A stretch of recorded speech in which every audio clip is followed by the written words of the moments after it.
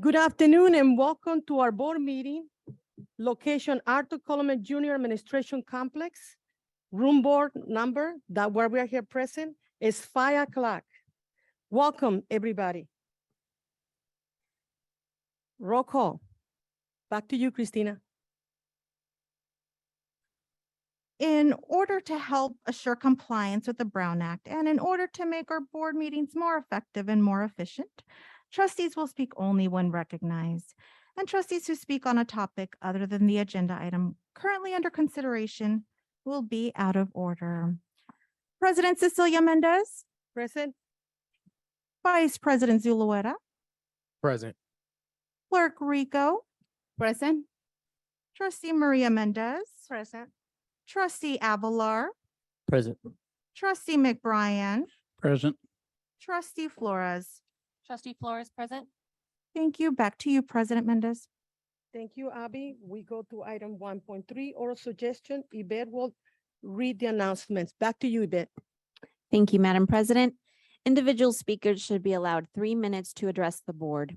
The board shall limit the total time for public input on each item to 20 minutes. And with that, Madam President, we currently have 8 comments that pertain to closed session. So I will call the first person up is Anne Marie Orano.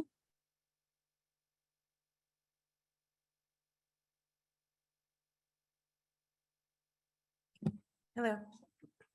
I'm going to make this very short and sweet because there's a lot of us here. Hello, my name is Anne-Marie Arona. I work at SUSD Transportation Department. I am a bus attendant. There's a lot of us here, so I'm going to say we stand before you pleading for action to be taken at the transportation yard. Under this current director, our job site has been in turmoil because of the blatant misuse of power. There's been a lot of favoritism, a lot. There's been a lot of discrimination, retaliation. The list goes on. And we plead for you guys to hear us and to take action. Thank you. Thank you.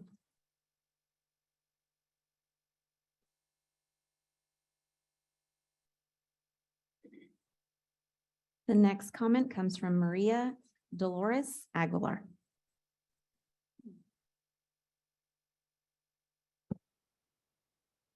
Good evening, all board members and leaders. As my coworker Anne Marie just spoke, we are here to ask and request that you guys get informed and get involved in the situations that we're having to deal with in the transportation department with our new director and also with our classified personnel. As you all are aware, we have gone through several changes in our department. Nevertheless, our employees, drivers, and BAs have been struggling, not only addressing shortages, but also with our office staff. And we feel discriminated. We feel that there's a lot of favoritism, like she said, retaliation if we speak up. We feel that they continuing to violate our union contract, yet when we complain, they're making the rules as they go. On top of everything, we have been a lot of changes, not only in our department, but also in our union department. As you heard, we've gone through 3 different union reps. We're now on our 3rd one. So it's been a lot of struggle to try to get our grievances and complaints taken care of. There's a couple of examples and there's several of us here. I don't know if you can all see most of this area is our department. That's why we're here. So hopefully you can hear us and get more involved. Thank you. Thank you.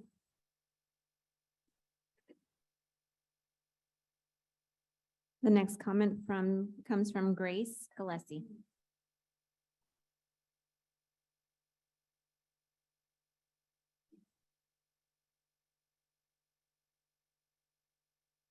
Good evening, board members.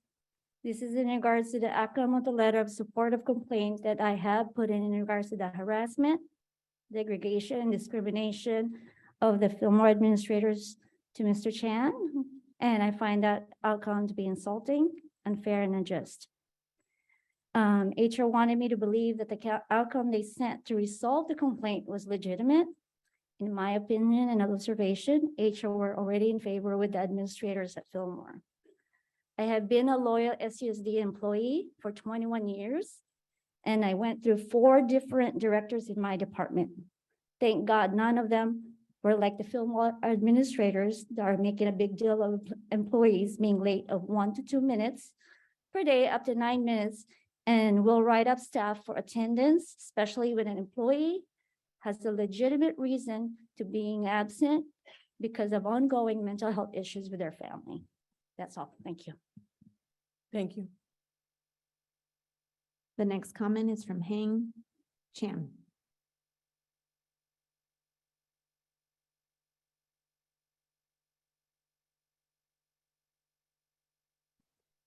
Good evening, board members. My name is Heng Chan. I'm a staff at Fillmore. First of all, I would like to say that I made a complaint that I input to the principal and assistant principal at Fillmore about harassment, and it has been tampered and the outcome was compromised. The person that conducted this investigation had already warned the principal in regards to my complaint even before they interviewed me. How do I know this? Because they stopped watching the clock and no administrators on site looking at either clock when I would sign in. HR already orchestrated with Fillmore site administrators to side with them for all the harassment, degradation, and discrimination that they put on me for the past 2 years. The remedy that they gave the administrators are very unfair. Not even a slap in the hand, but just pushing it under the carpet. Because she was not held accountable with a letter of reprimand or got any dock time for using her staff to get personal gain. Where's the justice? The remedy that HR offered me during the investigation was to transfer to another school. Why? So the principal can harass another employee that comes after me and the problem at Fillmore will still exist. The site sign-in sheets has been tampered. How do I know?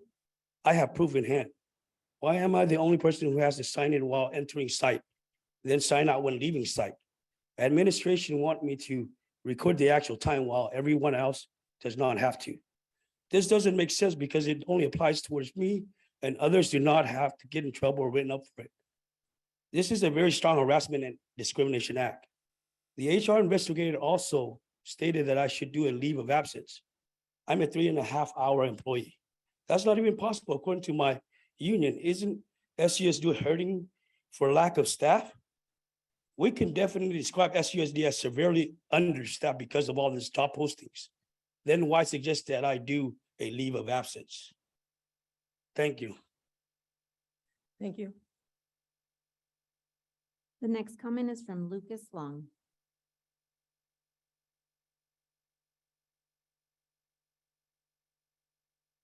Good evening, board members. I'd like to echo the sentiment of both Grace and Hang. We have serious concerns about not only discrimination and harassment, but not only fraud at the Fillmore site. In addition, this is the last step. We were aware, or we were told by HR that we would have an appeal hearing with the board in closed session. It appears that's not the case. That's why we are talking here. But this being the last step in the complaint process and the appeal process, we are aware of that, but we also know that there is the DFEH and the EEOC. We have serious concerns and will likely be going to them if this isn't resolved at this stage. Thank you. Thank you, Mr. Lucas.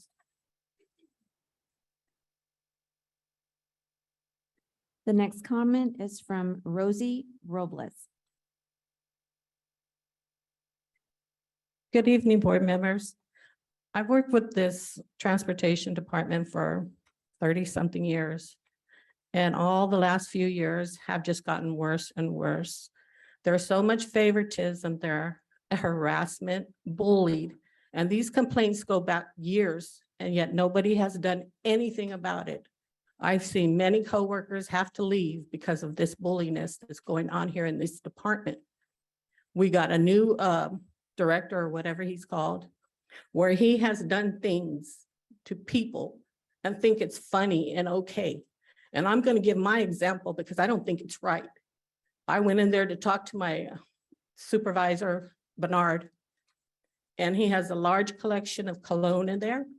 He sprayed me with cologne and I said, hey, sir, you don't even know if I have a husband now. I have to go home and explain this to you. He laughed it off and said something. I cannot remember his comments. I also had to go back in that office again and talk to Bernard again.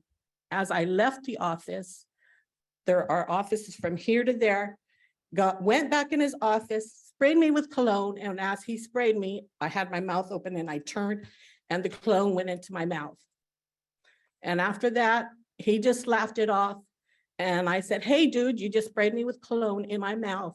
And he says, ha, ha, ha, in front of my coworkers, 3 of them, and said, well, that's because you have bad breath. Who does that? Where he also let people go out, we have meetings there, and he's also let the meetings out in the parking lot go uncontrolled, when he should have said, stop this, we are going into my office and talk. This is the kind of people that you are hiring, where you let people bully. We have lost many members. I have gone home crying because of this, and you guys have not took no actions toward these people, and you know who they are. Thank you. Thank you.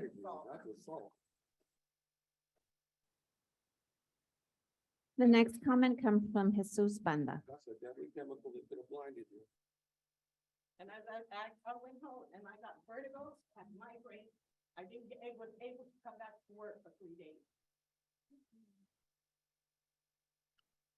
With great respect to all, I address you and thank you for giving me the opportunity to speak up. It is to inform you that many of our complaints of my fellow drivers, bus assistant, mechanics of this Department of Transportation that is so fallen. We demand respect from our leaders because we not ask nothing impossible. Since there are many years we've been fighting for a better life,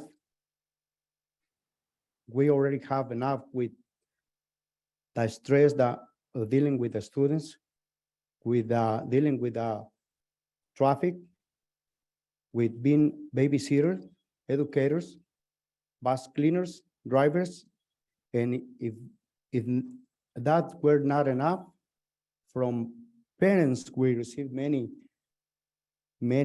FS and BS, and also many of them personally attack me.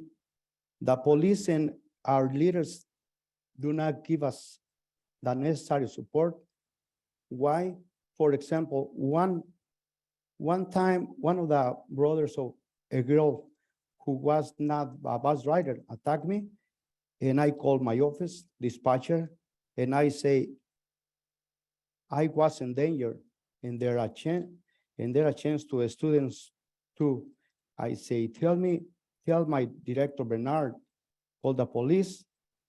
The attacker stayed more than 30 minutes and nobody assists me. Finally, the attacker left to his car and I got a chance to move my bus 37 and continue my route. I feel discriminate against for being a minority.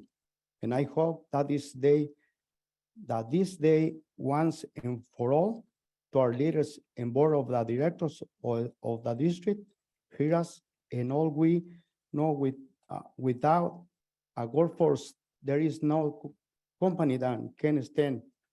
Leaders, we need your urgent help. Personally, question on what I am doing. I'm coming every day and doing my job, and they're work every day. And those who doesn't come to work every day, I don't know the reason, but some has to do that work. And we are the ones who are there, rain or shine. At this time is everything, and we expect good results in this short term. Thank you for your attention. Thank you. Next comment comes from Margarita Sutton.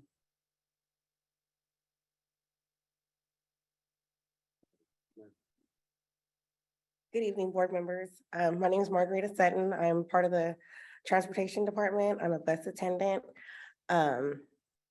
Yeah, there's lots of things going on at the transportation yard. Bernard, I don't understand him. The things he's done, I can't believe that. I heard about the cologne being sprayed in the mouth, but he's laughed at me when I came to him with serious concerns. He doesn't state true things.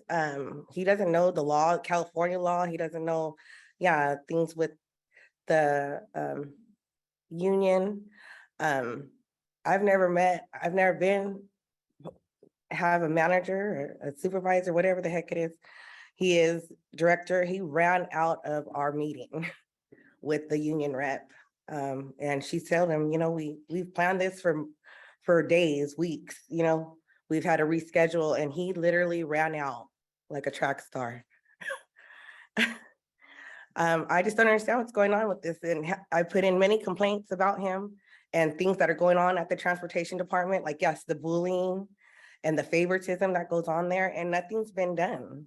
I don't understand what's going on here in Fillmore. My God, he can honestly assault somebody and nobody does anything about it. That's crazy. That's all I have to say. Thank you. Madam President, that concludes closed session comments. Back to you. Thank you. Now we have item 1.4, public employee dismissal. Do we have anything there, Mr. Lepton? No, Madam President, there's no items for that. Thank you. Item 1.6, item 1.5, the board will consider in closed session items listed below by our Vice President Raymond Solera. Good evening, everyone, and welcome to our board meeting. The items that we will consider in closed session are 2.1, public employee appointment, certificated resignation appointment. 2.2, public employee appointment, classified resignation, retirement, rescind employment offer, appointment. 2.3, conference with labor negotiator. 2.4, public employee discipline dismissal release. 2.5, conference with legal counsel, existing litigation. 2.6, conference with legal counsel, anticipated litigation. 2.7, conference with legal counsel, anticipated litigation. Back to you, Madam President. Thank you, Vice President Solera. And now we go to item 1.6, recess to closed session. We will be back after closed session. Thank you. Back to you, Abby. The board will now recess to closed session. Thank you.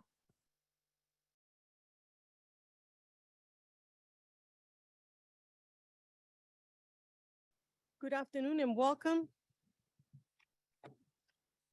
We're reconvened for public session. Item 4.1, pledge of allegiance led by Myra Franco, Internship Department, Public Safety. Thank you. Thank you, and if you can all please rise.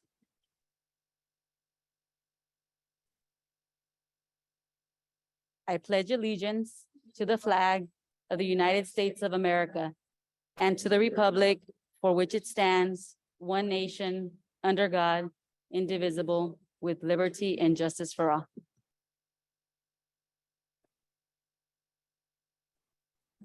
Thank you.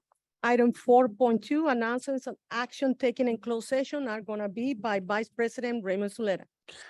Good evening, everyone, once again, and thank you for being here. The items that we considered in closed session or we took action on first was it was a motion to approve the remainder of agenda item 2.1.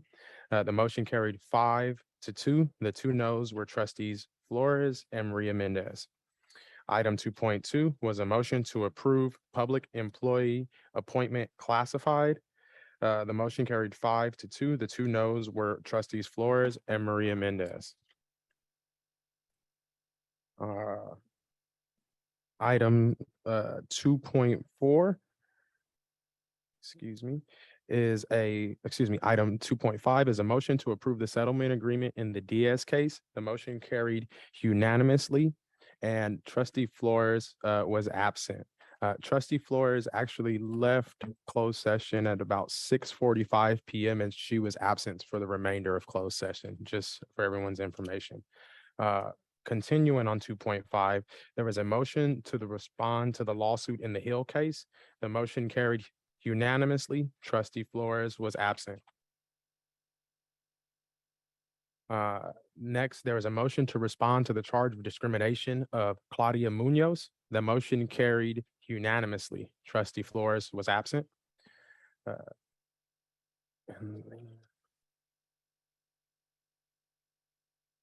And then last but not least, we have where's it at? We have a motion to appoint Dr. Tracy Miller as interim superintendent effective August 1st, 2022. The motion carried unanimously, and then we're going to send it over to current interim superintendent, Dr. Baird, and she's going to have a few comments. Thank you. Hello, everyone. Thank you guys for waiting so patiently. We appreciate you. Also, just wanted to let you all know that Dr. Tracy Miller will be taking the interim superintendency effective August 1st. We wanted to make sure that there was continuity as well as consistency. So she will stay through the search, and also she's phenomenal, and I'm really looking forward to working with her, as I am, and you guys, I will all be too. So thank you. Thank you. Now we go to item 4.3, approval order of agenda. Yvette will read the announcements. Back to you, Yvette. This is the opportunity for the Board of Trustees to make any changes to the order of agenda. Otherwise, the order of agenda will be as published. Back to you, Madam President. Thank you, Ms. Yvette. Anybody in the podium would like to pull up agenda? Anything else you guys wanted to discuss? Here none, we're going to continue. Now we go 4.3, approval agenda of 5.1, sorry. Oral suggestions. Yvette will read the announcement to public. Thank you. Individual speakers shall be allowed 3 minutes to address the board. The board shall limit the total time for public input on each item for 20 minutes. With that, Madam President, I will start calling folks based on topic. So I have 2 cards pertaining to agenda item 6.2. First person is David Singthay and Miss Alyssa Leyva. Hi, everyone. It's nice to be in this very nice room. Great upgrade from the last board meeting room. My name is David Sengtai. I am a former student of SUSD, just graduated this past May, and I'll be attending Stanford this fall. This is really loud, is it? Am I too close, y'all? Hey, let me try. Is this better? Okay, sorry. So I just wanted to bring up a concern I had looking at this agenda item. So I was looking at the prices for the hotel rooms per night. It was $783. And I was looking towards the CSBA website for this particular conference. And the highest going rate for a hotel is $294. So I'm unsure of why this price is so high, what hotel we're using for to accommodate the Board of Trustees. And personally, I'm a little confused here because I looked up on Google, San Diego average hotel room prices per night.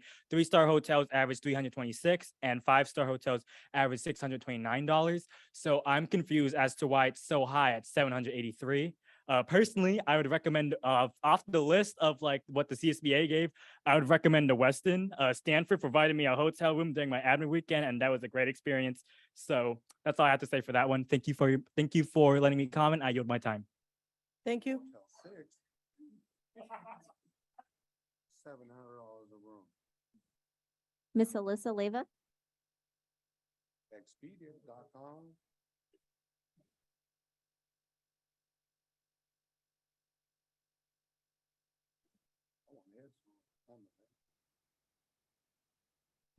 Good evening, board. Good evening, Stockton. My name is Alyssa Leyva, born and raised in Stockton, California, SUSD alumni. I also want to reiterate David's comment about, I feel it's a bit extra considering that we have such a great deficit according to the grand jury, $30 million in deficit, and we're spending $700 a night on a room. At the last meeting, I want the public to please follow along with these meetings. We're at a new meeting now. Last time we had a meeting, Ms. Trustee Rico said that it wasn't her job to gather resources for the community because the community already has resources. And so I want to reiterate what equity means today. Equity means, so the difference between equality and equity is everything is the same with equality. It's fair, but equity brings justice to historical unmet need. And so last public comment, I discussed about the historical unmet need that districts that you represent, such as Cecilia Mendez, Maria Mendez, Trustee Rico, these are all redlined disparities, communities who face disparities by the state and the county. And so to me, it doesn't make sense that while we're in a budget deficit, we're spending extra on a conference that's not benefiting the community for you to go to a fancier hotel. So I just want to point out fairness. And on the topic of equity, I would like to quote Martin Luther King's daughter on what equity means. So Mayor Lincoln talks a lot about equity in Stockton, California, but we all know as residents, things have not been fair. And so inclusion does not equal equity. Diversity does not equal justice. Tolerance does not equal love. Stockton deserves their due justice. Thank you. Thank you.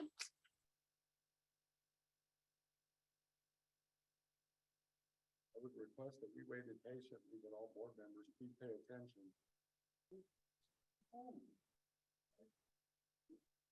Once again, I would The request next public comment is pertaining Order, please. Order, 7.1. order.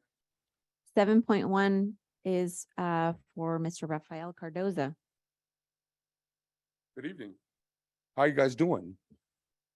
My name is Rafael Cardoza. I have a student at Stagg and a student at Harrison Elementary. My comment is to the school board. As I was reading the report that you guys received the other day from the court, you guys, everybody's blaming the lack of leadership role, 15 superintendents and I'm not sure how many years, as many years, I think. Some of you guys have been on this board for 8 years and are getting ready to term out. Why haven't you guys made any changes or been effective in your positions up there on that board for 8 years? The only person that's got an excuse up there is that young man right there, being the newest member of the board. I know you guys are not going to respond and you guys are not going to answer my questions, but I've emailed you, and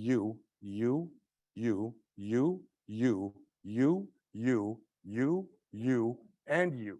I've emailed all of you with a list of questions in regards to what transpired on Stagg's campus, in regards to the security and the policing and the safety of my children. Every time I go to talk to your guys' school things, you guys right away call your hammers, and I'm tired of it. I'm tired of being threatened by police officers to be drug off of a school grounds on a public place where I pay my taxes for my kids to attend, where I pay my taxes for you guys to be up there wasting our money. We're going to hit a $30 million deficit, y'all. How much did this building cost? $30 million. How much did this building cost? And you guys are telling me that you're putting my kids and my community first? Who y'all bull crapping? Sorry. Whose toes you guys yanking? You guys want one man to be responsible. It's all of you guys. You guys want to blame it on the superintendent. That poor gentleman, poor Mr. Tolver feels like that incident is all his fault. That's you guys. You guys let that gentleman vacate his position 2 weeks prior to that incident happening with that young lady on Stagg. You guys didn't cover that position. Our $8 million a year police officers didn't step up to cover that vacancy. I was apprehended within 45 seconds of driving through that gate with loud music. Tchaikovsky, Mozart, Beethoven. In 45 seconds, 3 armed officers, 3 CSM, MS officers, your security and the superintendent.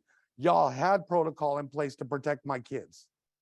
How dare you send the wrong alarm for our kids to vacate those classes and then tell us that it was a free period and that they were supposed to come out of those classes? Who are you guys lying to? I expect an answer. I demand an answer. Thank you. May you Your continue? beeping could go off all you want. Thank you. I'm done. Thank you, sir.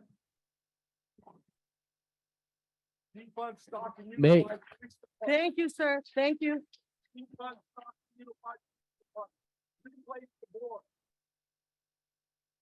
Yvette, can you please continue? Yvette, can you please, please order? Thank you. The next comments, yes, ma'am. The next 2 comments pertain to agenda item 8.1. And if we can have Miss Felice Bryson Perez and Miss Sylvia Cantu. Thank you.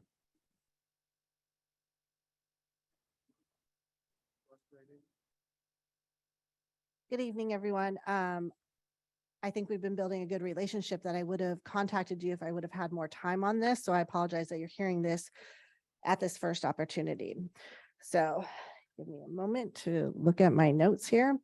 So as I've had time to look over this, there's significant concerns, including at minimum, that it presents an unsound education program for the pupils to be enrolled. The petitioner is unlikely to successfully implement the program. The petition does not contain a reasonable, comprehensive description of several of the required elements, and the charter school is unlikely to serve the interest of the entire community. We have concerns that the school model is heavily dependent on the teacher residency program that isn't well described, makes no mention of applying for or affiliating with CTC approved residency programs. It doesn't describe how teacher residents will be supervised to develop their teaching practices or what kinds of requirements or participation the residents will receive. I It- apologize for interrupting, but does this have to do with item 8.1? Yes, it does. If so, there's going to be a public hearing later where the public has an opportunity to speak at that time.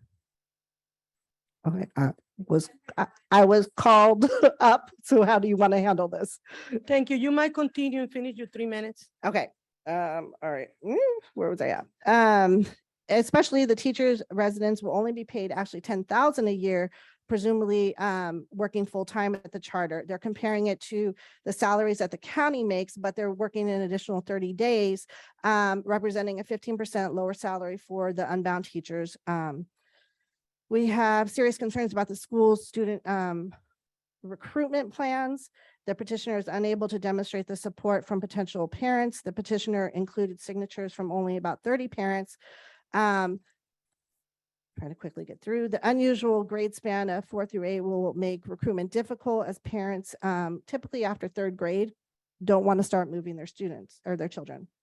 We have concerns that there is an over-reliance of time blocks where students guide the work without an adequate description of how these periods will work or be staffed to give students the significant supports the petition claims they will receive in just about 45-minute periods, 4 days a week.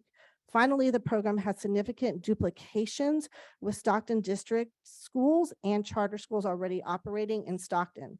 The petition section on duplication is a misrepresentation of the plain language and intent for Education Code Section 47605 C7B. The charter is clearly unlikely to serve the interests of the entire community, including through duplication or existing programs.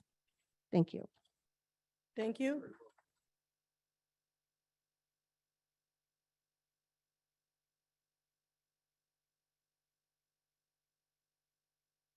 I wasn't sure if I'm supposed to wait behind. I don't know. Okay, I know it's informational, but I still want to speak on 8.1 because it's informational. I just want to give you information that this program was denied by the county. I look at it, this time they only want 300 students, but they want half of that, which is 50%. They want 150 of SUSD students. That will be a fiscal impact. I know that our CVO says that we have money, but every time, look at my school, Washington School always wants to be closed. So I'm speaking because I want you to make sure that when we look at this, and there's gonna be more data when it does become action, that we kind of look at how it affects us. I understand this program, what they want to do and some of their philosophy, but some of their stuff that they were given, they were still giving it to the county because they'll even say, dear county. So how many of those teachers still want to teach? I don't know, because most of them had preliminary credentials. I'm only concerned that they want to take 50% of our students, and you times that by money and you add it's like millions of dollars. So keep that in mind, that when you see this back on the agenda, think of the small schools that will affect. The Wilson schools, the Washington. So I'm here to speak just in case. I know it's, like I said, I know it's informative, but I just want you to keep in mind that this program was, they tried to bring it to the county, and then a year later, they want to bring it to SUSD. So I think that as a board, we have to start functioning, that we're here for the students, that many people don't come over here and start using and saying, hey, look at our charter school. Our charter school is going to do this, that we're going to be paying attention and giving priority to our students. I do believe that SUSD does that. So we have to continue to function as one and be as one. So that way we understand that when charter schools start looking, they don't come to SUSD. It's funny how they keep coming to SUSD. They don't go to Lodi, they don't go to Lincoln, they don't go to, but it's always SUSD. So we have to understand that, yes, we do have a lot of money, but it does affect the fiscal well enough. So like I said, I know it's informational, but just keep in mind when this comes up that just think of the schools that you guys are here representing right now, and not look at the other ones and say, oh, look what we can have, because 50%, that's a lot, including our English learners. That's it. Thank you very much. Thank you.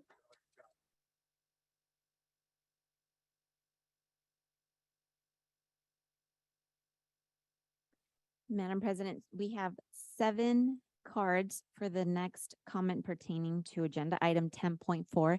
We ask that these 7 folks please line up at the podium, and we will set a 20-minute total timer for this topic. So if folks can please be mindful of each other's time. David Singthe, Donna Morado, Jackie Morales, Harpreet Singh,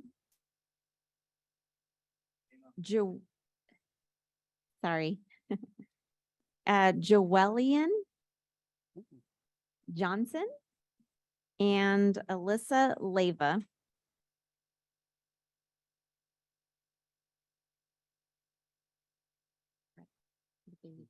I'm gonna leave this up to.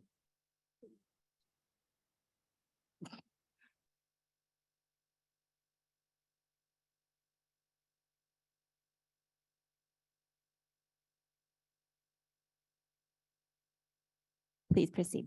Thank you. My name is David Sengtai. No reintroduction here. Sorry, I'm public record. So again, this is regarding my public comment, and the others are regarding the town hall to gather public input regarding the 2021-22 San Joaquin grand jury report. So at the last board meeting, it was decided that we would look into having a town hall hosted by the ad hoc committee that the board voted on at the previous board meeting. So we are really grateful that we are having a town hall. We want to reiterate that this town hall should meet our demands in terms of accessibility, in terms of function, in terms of transparency and ability for the public to actually voice their concerns. So me and my some of these peers of mine, and colleagues of mine over here, we're going to reiterate our demands that we sent in. This past weekend, we had an email petition that we hosted in order for each of the board trustees and senior administration officials of this school district to see that our 10 demands in terms of what we expect from the school district. So I'm going to read off 2, and then we're going to keep going. So the first demand is that there should be a minimum of 4 town halls held throughout the district. Stockton is a large city, and SUSD is pretty large too. It's unreasonable to expect somebody from South Stockton to drive all the way up to March Lane in order to attend a town hall. Secondly, town halls need to take place at a variety of times, with at least one in the morning around 10 a.m. and one in the evening after work hours around 5 to 6 p.m. I yield my time and I pass it over to my colleague, Donna Marapo. Point of clarification, just for the meeting, we can't yield time here, so once you're done, the time is just done. It doesn't add or take away. I know you watch a lot of probably like legislation and stuff, and so. Thank you. Good evening, everyone. Just to reiterate and to amplify the importance of the last two demands David said, I have two additional demands. The next two are town halls should take place at a variety of towns. Excuse me, town halls must be publicized widely through the SUSD Community Relations Department as a top priority item through all of their avenues of communications. Flyers should be in multiple languages and they must be on SUSD social media platforms and accessible and easy to find on the website as well. Phone calls and emails should also be sent to all SUSD students, staff members, and community members so that they can be aware of these town halls. And yes, thank you so much.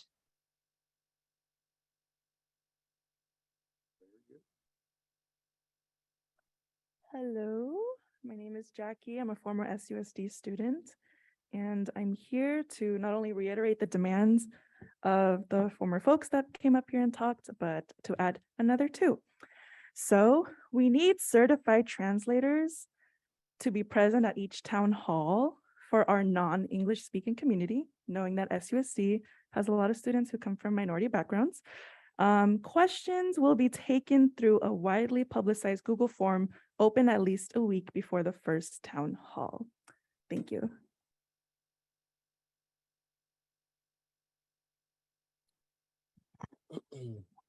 Good evening, Joellen Johnson, also here with the folks that have spoken before. And just to reiterate some of the demands that we've been quantifying within the community. So being from theirs, coming down to the next one. And actually, you know what? No, before I move on to these meetings, you know what? I came in here last time to talk about some of these issues as well. And then two of you supposedly who were, you know, extremely helpful, wanted to give me your cards right as soon as I got out the bathroom, which was a little interesting to me. As soon as I left the meeting, another person decided to give me his card saying that he would be able to talk to me, sit down for coffee, do all these things. And if I recall, my last words were to actually listen to the community, right? And then a day later, some of you folks have actually decided to intimidate the community and then berate them and be hostile with them. And I know listening isn't a great job. You guys haven't done it very often, but I would suppose that if you want to keep your jobs more than this year, I would hope that you would actually start listening rather than using media sites, blog sites to actually attack folks who are here, students, as well as community members. But going into what I was going to talk about, being after theirs, we would like to see that the ad hoc committee of Board of Trustees hosting these town halls must be well versed in the grand jury report, prepared for these town halls to actually talk about and conversate with them rather than just tell them what they think. And then I would also like questions to be taken through widely publicized Google form at least. Actually, sorry, voting on the questions, community members voting on the questions rather than y'all just telling them what you want to talk about.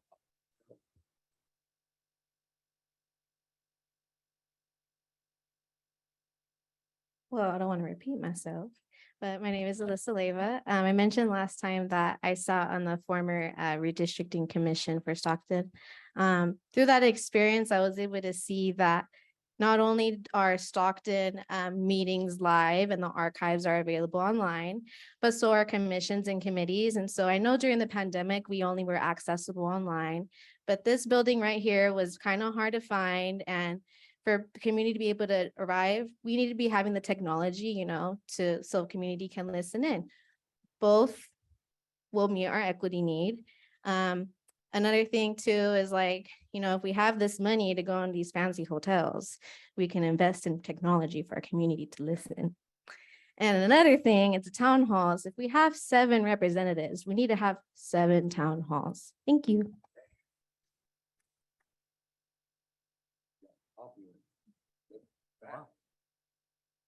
Hey, Harper Chima. Yeah, I just once again wanted to speak in support of holding at least 4 town halls, not just for you to gather public input for the grand jury report, but for you to actually answer questions from the community. about your actions and your conduct. These town halls shouldn't be a one-way street where the community is coming up and speaking like now, while the ad hoc committee gets to sit silently and just listen. I don't believe holding 4 town halls is too much of an ask. Let me explain. For the previous LCAP, the Local Control and Accountability Plan, you held 4 stakeholder and student engagement forums in a single month. And that was on top of the 4 other engagement forums you had with specific stakeholders. In comparison, for the most recent LCAP, you held 3 Zoom forums and released 3 surveys. And the survey questions were pretty limited in terms of the kind of feedback they could gather. And you received responses anywhere from 5 to 10% of students. Like the first survey had 1,500 responses, the second had 1,400, the third had 900. It wasn't clear to me whether it was the same students or whether it was 4,000 unique responses. And while you had surveys in Spanish as well, thank you for that, less than 200 people filled out the Spanish-speaking surveys. And considering our population, that's tiny. And so, as you know, the LCAP is supposed to help you shape our school's district budget while working together with the community, but it seems like our community was given fewer opportunities to help shape the budget this time around. Maybe it was due to COVID or whatever excuse there is. But on top of that, the grand jury report stated that your business services department lacks, quote, understanding of and training in the requirements of the LCAP report. So just to wrap up, holding 4 town halls could give members of our community a chance to speak and engage with you, the opportunity that they weren't given previously. And whether it was due to COVID, now you have an opportunity to do that. And so ultimately, we're not asking you to do any more than this district has done in the past. Multiple town halls held in mornings and evenings with certified translators so everyone can participate throughout the district. Thank you.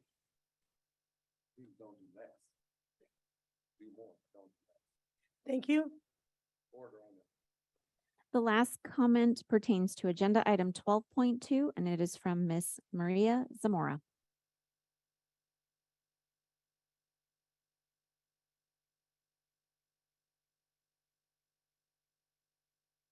Hello, good evening. I am Maria Zamora. I am a facilitator for the after-school program at Victory Elementary.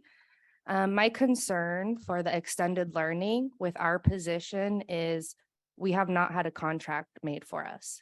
This will be the first year we are going in to possibly a school year where our hours will be affected. And we still have no idea what's happening on the 27th with our position. Because we already don't work a living salary wage, a lot of facilitators take 2 jobs.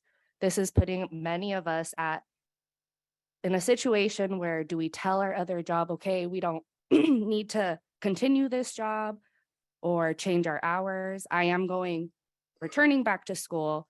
I can't even start my school schedule because there is no contract. I have no idea what I'm going into for this next school year. So it is just a concern of mine. And I know of many facilitators, we would like to at least have some kind of contract negotiation. What I'm being told is that individuals have not had great time management, so they haven't been able to negotiate a contract with us. We are real humans with real lives, and we do need to know what is going on with our next school year contract. So thank you. Thank you. Madam President, that concludes public comments. Back to you. Thank you, Yvette. Now we have 6.1, approval consent items. Yvette will read the oral announcements. Back to you, Yvette. Yes, ma'am. Does any trustee have any item they would like removed for separate consideration as an action item? After any items are removed for separate consideration, there will be a vote on the consent items without any discussion. Back to you, Madam President.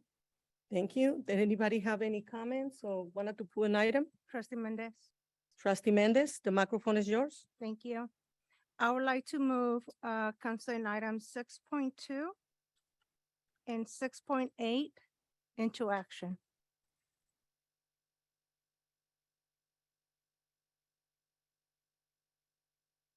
Order, please, order. Can you repeat it again, Mrs. Mendez? I got interrupted when I was writing. Consent item 6.2 and 6.8, move it to action. Thank you. Anything else? No, that's it. Thank you. Trustee Rico, Trustee Rico, I also want to pull 6.4. 6 what? 6.4. You want it for action? I just want it for discussion. I have some concerns about it.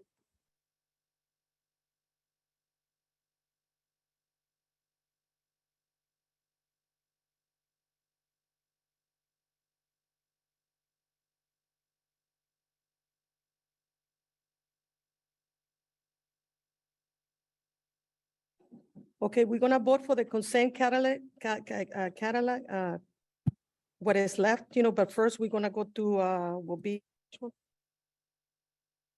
The rest of the consent calendar.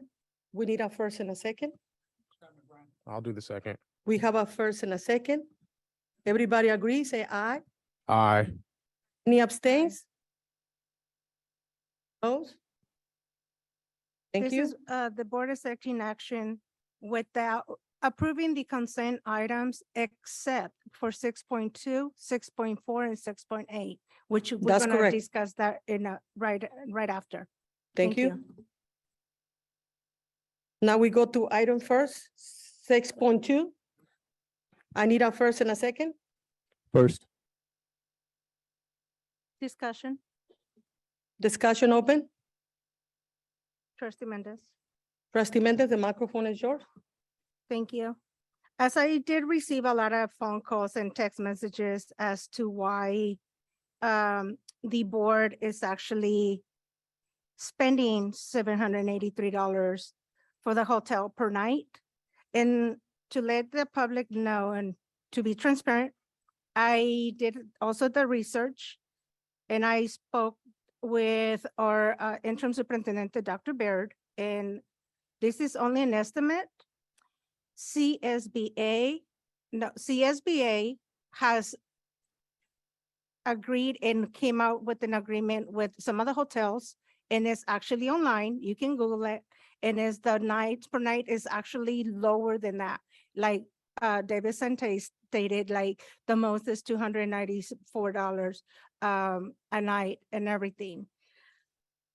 Order, please, order. Let my colleague to express what she's saying. So please. this Thank was you. an estimate before CSBA actually did an agreement with the hotels to give us a discount.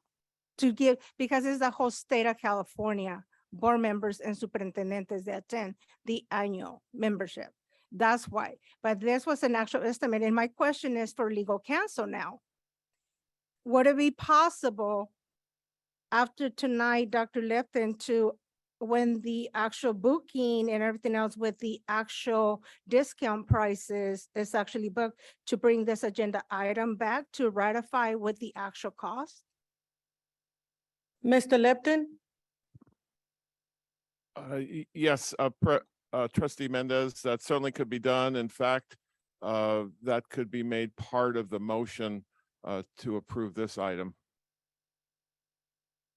Thank you. Thank you. Any more comments? I would like to amend the motion to actually bring it back so we can ratify with the actual cost that is actually after the booking with the savings and everything else. I'll second that. Thank you. Sir, please order.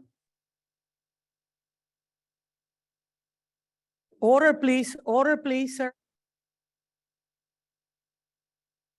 Sir, please, sir.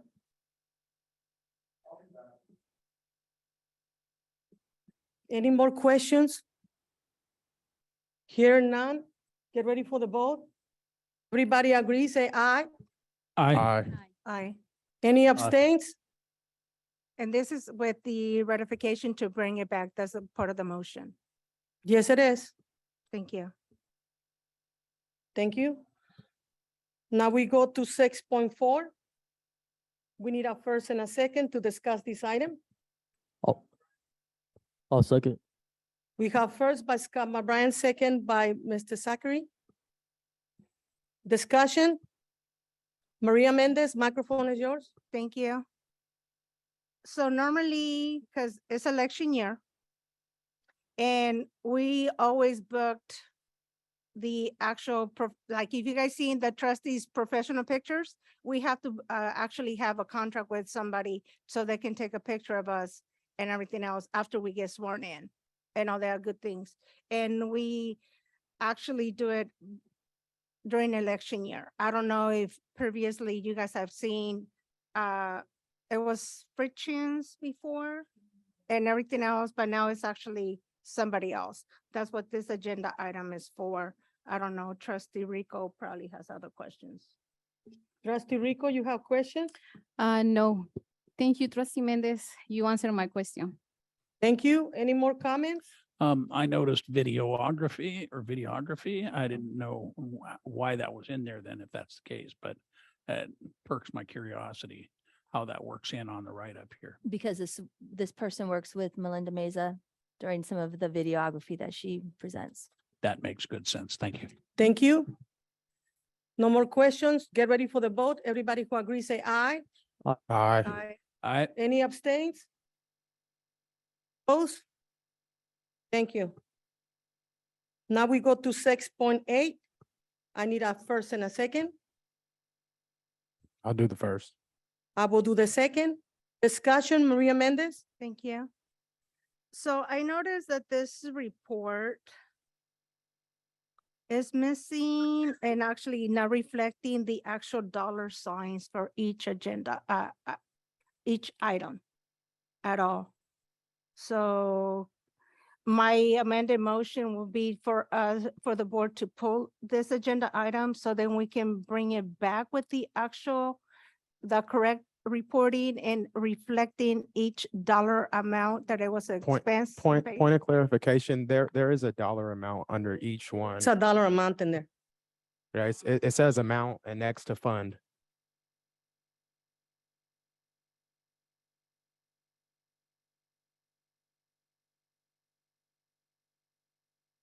Thank you. Any more questions? Let's No. get it ready to the vote. Everybody who agrees, say aye. Aye.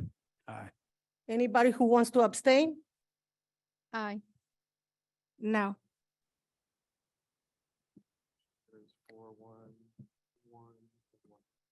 Motion carries.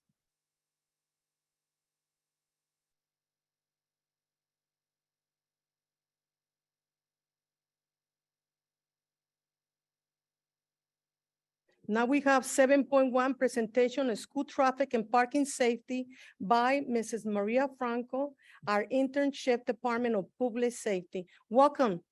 Please come to the front. Thank you.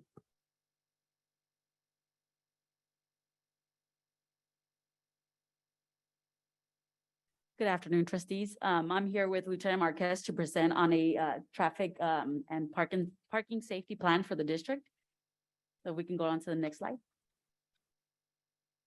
So one of the things we want to cover in this presentation is highlighting some of the alarming danger areas within our school districts and our school zone areas, as well as talking about what our plan will consist of, and then also addressing some of the traffic calming measures that are shown through studies that are effective within a lot of school districts. Next slide. As you guys know, one of the areas that we receive multiple complaints on is always traffic within our schools. A lot of times just based off where the location of the schools are, a lot of the traffic ends up being an issue. And so this is definitely a safety concern for our students and our staff, but also, it is an area of complaint within our parents. And so we want to take a proactive approach to address those problems to eliminate and be of support to our school district. Next slide. Recently, the Safe Kids organization, which is a nonprofit organization focused on assisting kids, preventing them from having injuries in areas that can be preventable. They did a study on school areas and school zone, and the statistics that they found were very alarming.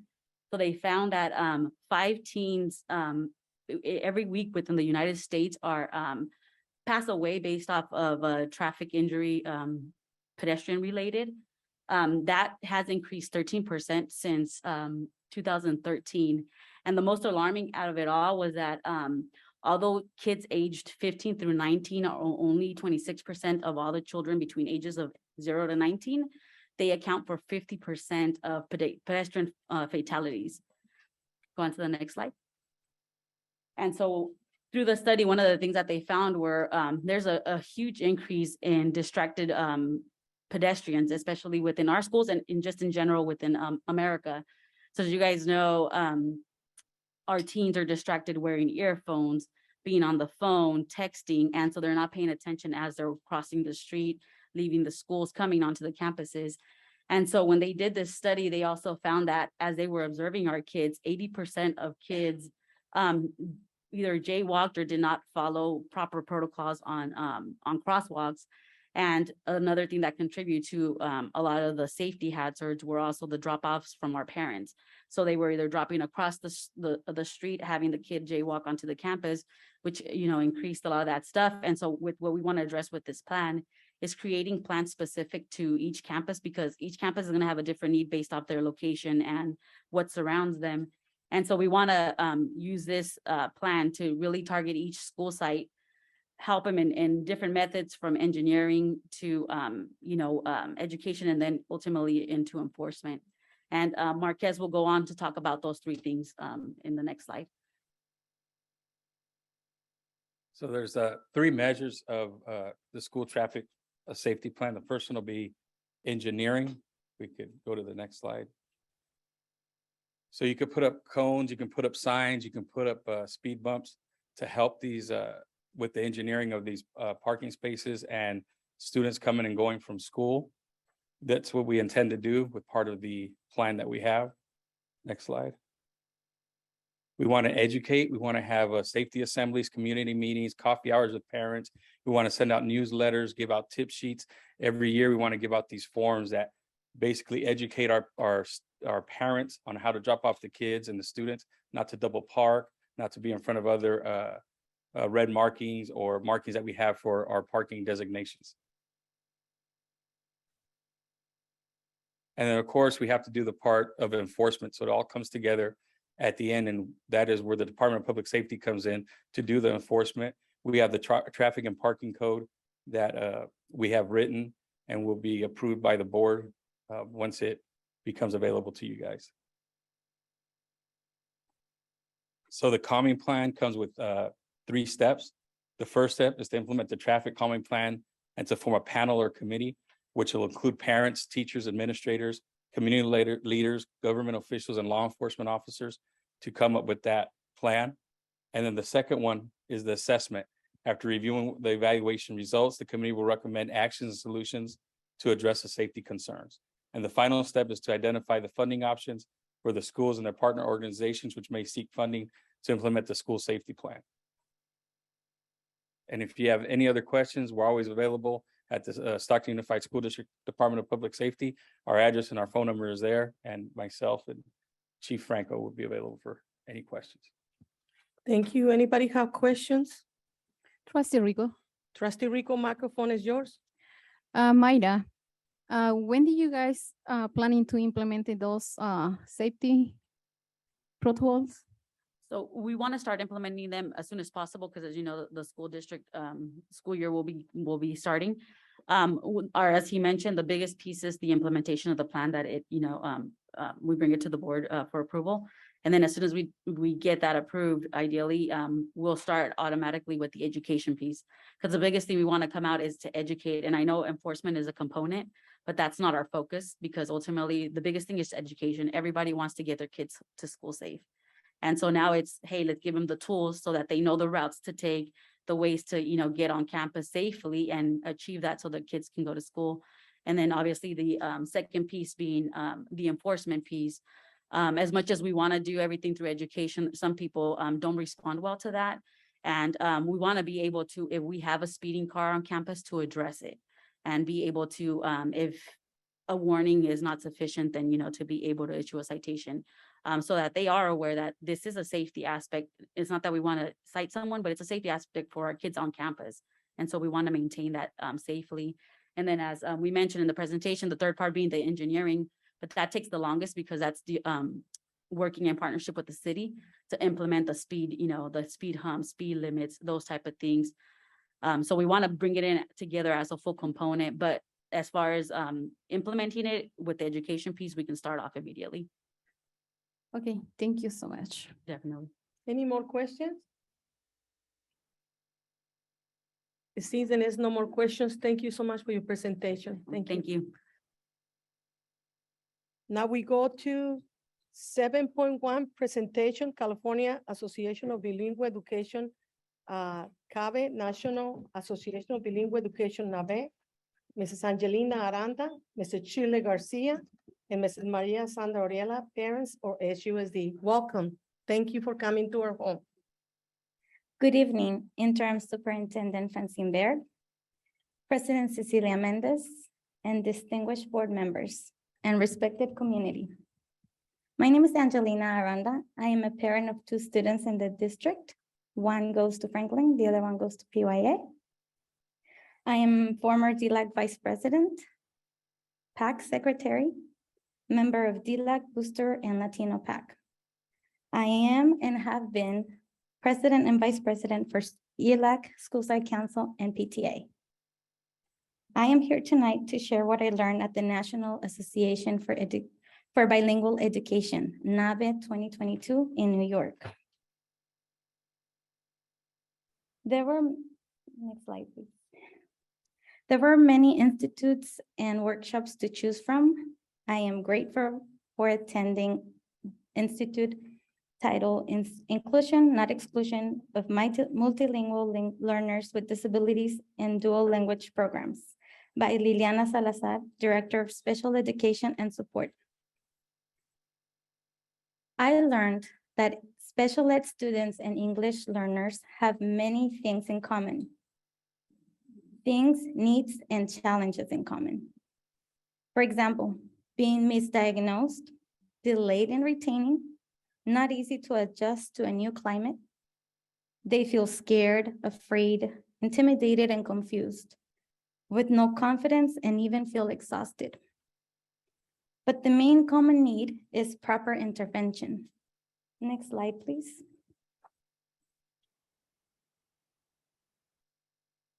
Facts.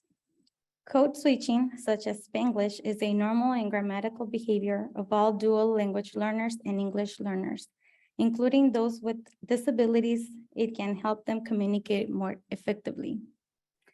Did you know that some teachers feel afraid to teach special ed students because they feel they are not ready to help them properly? 63% of teachers did not receive any formal or informal training of teaching students with learning disabilities. Some teachers might not know what inclusion really means. Inclusion is implementing a strategic plan to support a child within the general classroom setting. It requires teachers, school, and the entire school system to commit to the model. Teachers and parents can do it with the right support and constant participation. Next slide, please. I would like to highlight a couple of my recommendations. Number 1, sign a contract with Liliana Salazar, Director of Special Education and Support for teachers and directors. Number 2, increase passionate, vocational, bilingual special ed support, full-time program specialists, and intervention teachers. Number 3, adult education to understand student needs. Unfortunately, many cultures are embarrassed or are unaware of how to help their student with special needs. And they don't seek for help because they don't know how much their student needs. Number 4, incentivize, motivate, be thankful, and appreciate all teachers. Let's keep them confident and happy. We need them.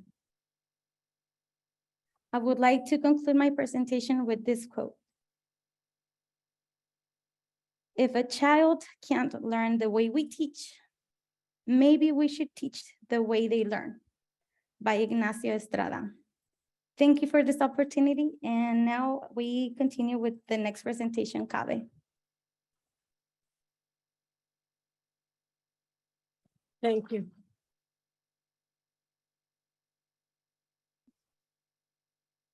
Buenas tardes. doctora Francine Bird, superintendente interina, señora Cecilia Méndez, presidente de la mesa directiva, respetados miembros de la mesa directiva y a todos los presentes.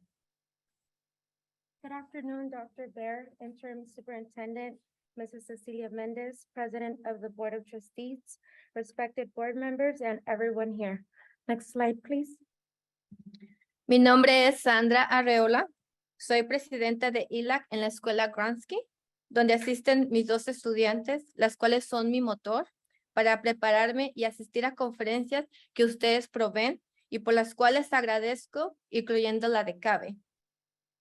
My name is Sandra Arriola. I'm an ELAC president at Gransky School, where I have two students who are my driving force to prepare and attend conference that you provide and for which I'm grateful, including CABE. When I attended CABE, sorry, next slide, please. Voy a mencionar algunas de las clases a las que asistí o talleres. Uno de ellos fue empoderamiento propio y cómo dar voz a nuestros hijos, involucrar desarrollo social y emocional. Y esta conferencia fue por Margarita Mosqueda. Self-empowerment and how to give a voice to our children, involvement, social and emotional development by Margarita Mosqueda. En este taller aprendí que acontecimientos que hayan marcado mi infancia pueden ser acarreados a mi presente y marcar la vida de quien me rodea, especialmente la de mis hijos, además que afectan mucho mi salud física, mental y espiritual. In this workshop, I learned that events that have marked my childhood can carry over to my present and mark the lives of those around me, especially my children's life, as well as greatly affecting my physical, mental, and spiritual health. Nuestros traumas de la infancia pueden ser transmitidos a nuestros hijos. Es por eso que hay que sanar para cortar con esa cadena. Our childhood traumas can be transmitted to our children. That is why we have to heal to cut the chain. Otro taller al que asistí fue 7 pasos para crear a un gran triunfador por la doctora Nicolin. 7 steps to raising a high achiever by Dr. Nicolin Ambon. Aprendí sobre estos pasos usando la palabra success. I learned about these steps using the word success. La S por set high expectation. Sé clara con tus hijos al comunicarle las expectativas que esperas en su crecimiento académico. S, set high expectations. Be clear with your children when communicating the expectations you expect in their academic growth. U for understand, incluyendo las 3 Fs, fear, feelings, and frustrations, donde dice miedos, fracasos y frustraciones. You understanding the 3 Fs, fears, fallings, and frustrations. C, create a stable home, donde incluye 4 pasos. 1, crear un lugar callado para estudiar o trabajar. 2, cuidar del sueño y la nutrición. 3, tener una relación nutritiva entre los miembros de la familia. Conexión, una imagen de sí mismo saludable. 4, sé un buen ejemplo. Ten conversaciones sobre la vida, las expectativas en la vida, la importancia de la educación. Involúcrate en la vida escolar de tus hijos y establece reglas. C, create a stable home. Create a quiet place to study or work. Take care of sleep and nutrition. Have a nurturing relationship between family members, connection, a healthy self-image. Be a good example. Have conversations about life, expectations in life, the importance of education, get involved in your children's school life, and set rules. C, conquer distractions. Remueve las tentaciones de los cuartos de tus hijos. Limita el acceso a videojuegos, tablets y celulares, pero provéeles distracciones sanas. C, conquer distractions. Remove temptations from the children's room. Limit access to video games, tablets, and cell phones, but provide them with healthy distractions. Y example with your life. Vive lo que predicas, siendo ejemplo para tus hijos con hechos en lugar de palabras. E, example with your life. Live what you preach, being an example for your children with deeds instead of words. S for study, read. Desarrolla su interés Promueve libros que expandan su conocimiento, aumenta su vocabulario. S, study, read, develop your interest, expand your knowledge in books, increase your vocabulary. S, shape a vision. Cada día implanta a tus hijos una visión para una vida mejor. S, shape a vision. Each day implant in your children a vision for a better life. Ahora, ¿cómo podré ayudar a otros padres? Preparándome para servir en mi escuela siendo voluntaria. How can I help other parents preparing to serve in my school, being a volunteer? Participar en las reuniones y comités de mi escuela. Participating in my school's meetings and committees. Involucrar a los padres de familia de mi escuela promoviendo estos talleres. To involve the parents of my school by prompting these workshops. Hablar a los padres acerca de lo que yo aprendí. Talking to parents about what I've learned. Si me es posible, pedir que se nos traiga a las o los presentadores de estos talleres e invitar a los padres. If it's possible for me to ask that the presenters of these workshops be brought to us and invite parents. Si es permitido exponer mi aprendizaje en las reuniones de mi escuela, como en la hora del café o las reuniones del ELAC. If it's allowed, I would like to present what I've learned in meetings at my school during coffee hour or ELAC meetings. Gracias por el tiempo que me dieron en exponer un poco de lo mucho que aprendí en CABE. No sé si tienen preguntas. Anybody have any questions? Thank you so much for your time. To do this explanation, if anybody has any questions. Trustee Rico? Trustee Rico, the microphone is yours. It's not a question, it's just a comment. You can bring this information to your ELAC meetings at your school sites. Thank you. Thank you so much. With that, ELAC will continue. Thank you. Muchas gracias. Thank you for your presentation. Very lovely. Thank you.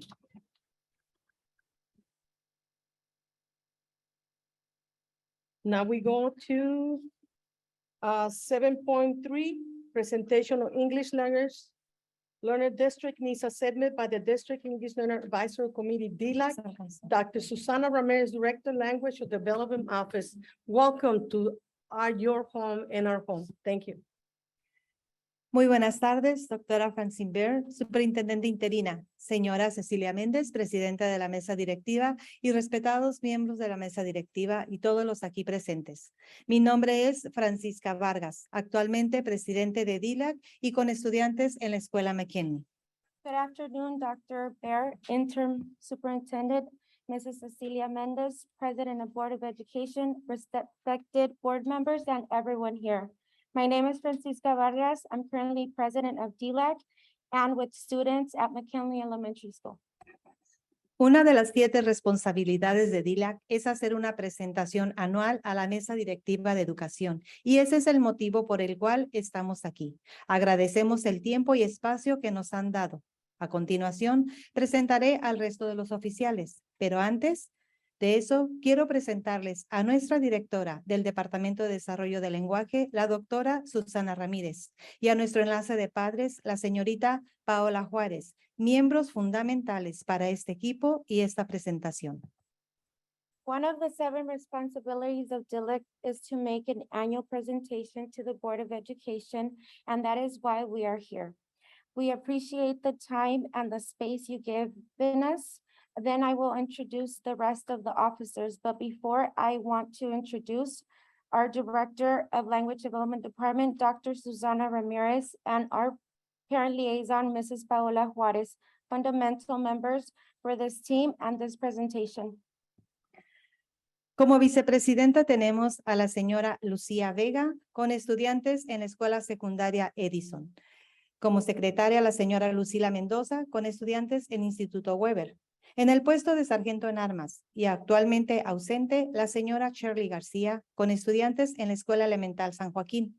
Y en el puesto de parlamentario, la señora María de la Luz Villarreal, con estudiantes en la Escuela Elemental Elmwood y en la Escuela Secundaria Franklin. As a vice president, we have Mrs. Lucía Vega with a student at Edison High. As secretary, Mrs. Lucila Mendoza with a student at Weber Institute in the position of Sergeant of Arms. And currently absent, Mrs. Shirley Garcia with the student in San Joaquin Elementary. And in the parliamentary position, Mrs. Maria de la Luz Villarreal with a student at Elmwood Elementary and Franklin High School. Next, please. ¿Quién es DILAC? Cada distrito escolar público de California que tiene 51 o más alumnos aprendices del inglés debe formar un comité asesor de padres a nivel distrito llamado DILAC por sus siglas en inglés, a menos que el distrito designe para este fin un subcomité de un comité similar ya en existencia. En nuestro distrito tenemos 31 escuelas representadas en DILAC y 50 representantes. Los representantes son elegidos por los miembros de ELAC de cada escuela. Las escuelas pueden tener 2 representantes. Who is DILAC? Each California public school district with 51 or more English learners must form a District English Learner Advisory Committee, DILAC, unless the district designates for the purpose of a subcommittee of an existing district-wide advisory committee. In our district, we have 31 schools with DILAC representatives, 50 representatives total. The representatives are elected by the members of their school's ELAC. Each school can have up to 2 representatives. Nuestra visión es crear una conexión entre el distrito y DILAC para poder lograr lo siguiente: abogar y actuar con equidad para crear oportunidades para que los aprendices de inglés tengan éxito y también crear diferentes oportunidades para que los padres puedan construir una capacidad de liderazgo. Our vision is create a connection between the district and DILAC in order to accomplish the following: advocate and act with equity to create opportunities in English learners to be successful, and also create different opportunities for parents to build leadership skills. Nuestras metas referente a los estudiantes son incrementar las oportunidades para que los estudiantes aprendices de inglés puedan participar en programas después de escuela y escuelas de verano para que nuestros estudiantes completen su aprendizaje. Y las metas para los padres son incrementar el número de talleres y conferencias informativas para proveer a los padres las herramientas necesarias para abogar por la reclasificación de sus estudiantes. Our goals when it comes to students are increase opportunities for English learners to participate in after-school and summer school programs for our students to complete their learning. Our goal for parents are increase the number of workshops and information conference to provide parents with the necessary tools to advocate for the reclassification of their student. Otra de las responsabilidades de DILAC es hacer una encuesta anual a los padres con hijos aprendices en inglés. La población total en nuestro distrito de estudiantes aprendices de inglés es de 9,044 estudiantes. ¿Qué es la encuesta de necesidades? La encuesta consiste de una serie de preguntas creadas para obtener las opiniones de los padres con respecto a los servicios y necesidades de los estudiantes aprendices de inglés. La encuesta estuvo abierta y disponible en Internet. La encuesta estuvo abierta del 7 de marzo al 1 de abril del 2022 y estuvo disponible en Internet para contestar en su dispositivo inteligente y en papel. A continuación, mis compañeras les presentarán algunos datos sobresalientes con sus recomendaciones de esta encuesta. Another responsibility DILAC has is to create an annual survey for parents with English language learners students. Total English language learners EL students population in our district is 9,044 students. What is the EL Needs Assessment Survey? The survey consists of a series of questions created to receive meaningful feedback from parents regarding EL students' services and needs. The survey was open from March 7th through April 1st, 2022. and any EL parent could take the survey via internet with a smartphone or in paper. Next, I have my teammates present some of the survey highlights and recommendations. El 8% de los padres que respondieron no estaban seguros o no sabían que sus hijos fueron identificados como aprendices de inglés EL. Una recomendación sería asegurar que los padres sepan que sus hijos están identificados como aprendices de inglés EL. Brindar capacitación para ver los puntuajes de sus hijos y los criterios de reclasificación y brindar herramientas de recursos para apoyar a sus hijos en el hogar. El 68.9% de los padres que respondieron informaron que sus hijos no participaron en programas de apoyo adicional. La recomendación sería ofrecer más programas de intervención después de la escuela durante la primavera y el verano. 8% of the parents who responded were unsure or unaware their children were identified as English language learners. Recommendation: ensure parents know their children are identified as EL. Provide them with training to look at their children's scores and reclassification criteria, and provide them with tools, resources to support their children at home. 68% of parents reported that their children did not participate in additional support programs. Recommendation: offer more intervention programs after school and during the spring and summer.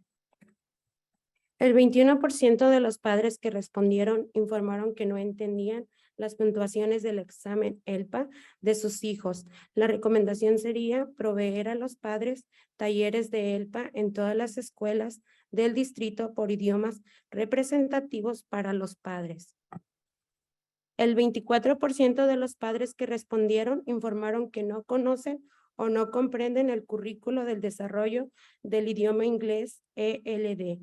La recomendación sería proveer a los padres talleres sobre el currículo del desarrollo del idioma inglés ELD en todas las escuelas del distrito por idiomas representativos para los padres. 21.6% of parents reported that they did not understand their children's LPAC exam scores. Recommendation: provide parents with LPAC workshops across the district. 24.7% of parents reported they do not know or understand the English Language Development Curriculum, ELD. Recommendation: please provide parents with English Language Development, ELD curriculum workshops across the district. El 22.9% de los padres que respondieron informaron que los maestros a veces o nunca los mantienen informados sobre el progreso académico de sus hijos y que no es fácil de entender, aparte de las boletas de calificaciones. Una recomendación sería proveer a los padres informes frecuentes de progreso académico adicional de las boletas de calificaciones. El 13.9% de los padres que respondieron informaron que las conferencias de padres y maestros a veces o nunca se enfocan en el rendimiento académico del estudiante y no colaboran de manera que ambas partes puedan ayudar al estudiante a lograr el éxito. Una recomendación sería crear más oportunidades para que los padres y maestros colaboren con el resultado de ayudar al rendimiento académico de los estudiantes y requerir conferencias de padres y maestros para todas las escuelas. 22.9% of parents reported that teachers sometimes or never keep them informed about their child's academic progress and that it is not easy to understand aside from the report cards. Recommendation: provide parents frequent academic progress report in addition to report cards. 13.9% of parents reported that parents and teacher conference sometimes or never focus on students' academic achievement and collaborate in ways that both parties can assist the student to achieve success. Recommendation: create more opportunities for parents and teachers to collaborate in order to assist the students' academic achievement and to require teachers and parents conference for all schools. El 51% de los padres que respondieron informaron que sus escuelas proveen servicios de traducción, interpretación, para ayudar a padres. Una recomendación sería contar con suficientes traductores en los diversos idiomas que sean requeridos en este distrito para brindar servicio de interpretación, traducción a todos los padres que lo soliciten. Crear una cultura en la que todo el personal valore y respete los puntos de vista y opiniones de los padres, sea sensible a las experiencias de los padres y hagan que los padres se sientan bienvenidos en las escuelas. El 46.3% de los padres que respondieron informaron que necesitan talleres en sus escuelas de cómo ayudar a sus hijos con la tarea. Una recomendación sería crear un centros de padres que proporcione a los padres talleres que le provean los recursos, herramientas para apoyar y motivar a sus hijos en el hogar y en la escuela. 51% of parents reported that their school site provided translation interpretation services to help parents. Recommendation, have sufficient translators in diverse languages that are required in the district to provide interpretation translation services to all parents that require it. Create a culture in which the staff value and respects parents' point of views and opinions. Be sensitive to the parents' experiences and make parents feel welcome at schools. 46.3% of parents reported that they were in need of workshops at their schools and how to help their child with homework. Recommendation, create a parent resource center to provide parents with workshops that provide them with the resources, tools to support and motivate their children at home and in school. El 24.8% de los padres que respondieron informaron que participan en ELAC. Una recomendación sería que los sitios escolares y del distrito promuevan la participación de los padres en ELAC, que el personal encargado de ELACs en las escuelas hagan todo lo posible para formar sus ELACs. El 37.9% de los padres que respondieron informaron que el tiempo familiar les impide participar en los eventos familiares. Una recomendación sería ofrecer eventos escolares durante una variedad de horarios para que más padres puedan participar. 24.8% of parents reported that they participate in ELAC. A recommendation, school sites and school district promote parent participation in ELAC. Personnel in charge of ELAC in schools do everything possible to form their ELAC. 37.9% of parents reported that family time prevents them from participating in school events. Recommendation, offer school events during different times in the day so that more parents can participate. El 53% de los padres que respondieron informaron que la intimidación o el acoso escolar estaba casi siempre, por lo general, y a veces presente en su escuela. Una recomendación sería proveer frecuente asesoramiento socioemocional y continuo por parte de personal altamente calificado, como asesoramiento grupal, prevención del suicidio, prevención de la violencia doméstica y acoso. El 15.5% de los padres que respondieron informaron que los sitios escolares a veces o nunca promueven una sensación de seguridad en la escuela. Una recomendación sería aumentar la comunicación entre los padres y el personal de las escuelas, ser transparente con los planes de seguridad escolar y los planes generales de la escuela, incluir a todos los padres, proporcionar reuniones en una variedad de tiempos. 53% of the parents reported that bullying or harassment was almost always, usually, and sometimes presented at their school sites.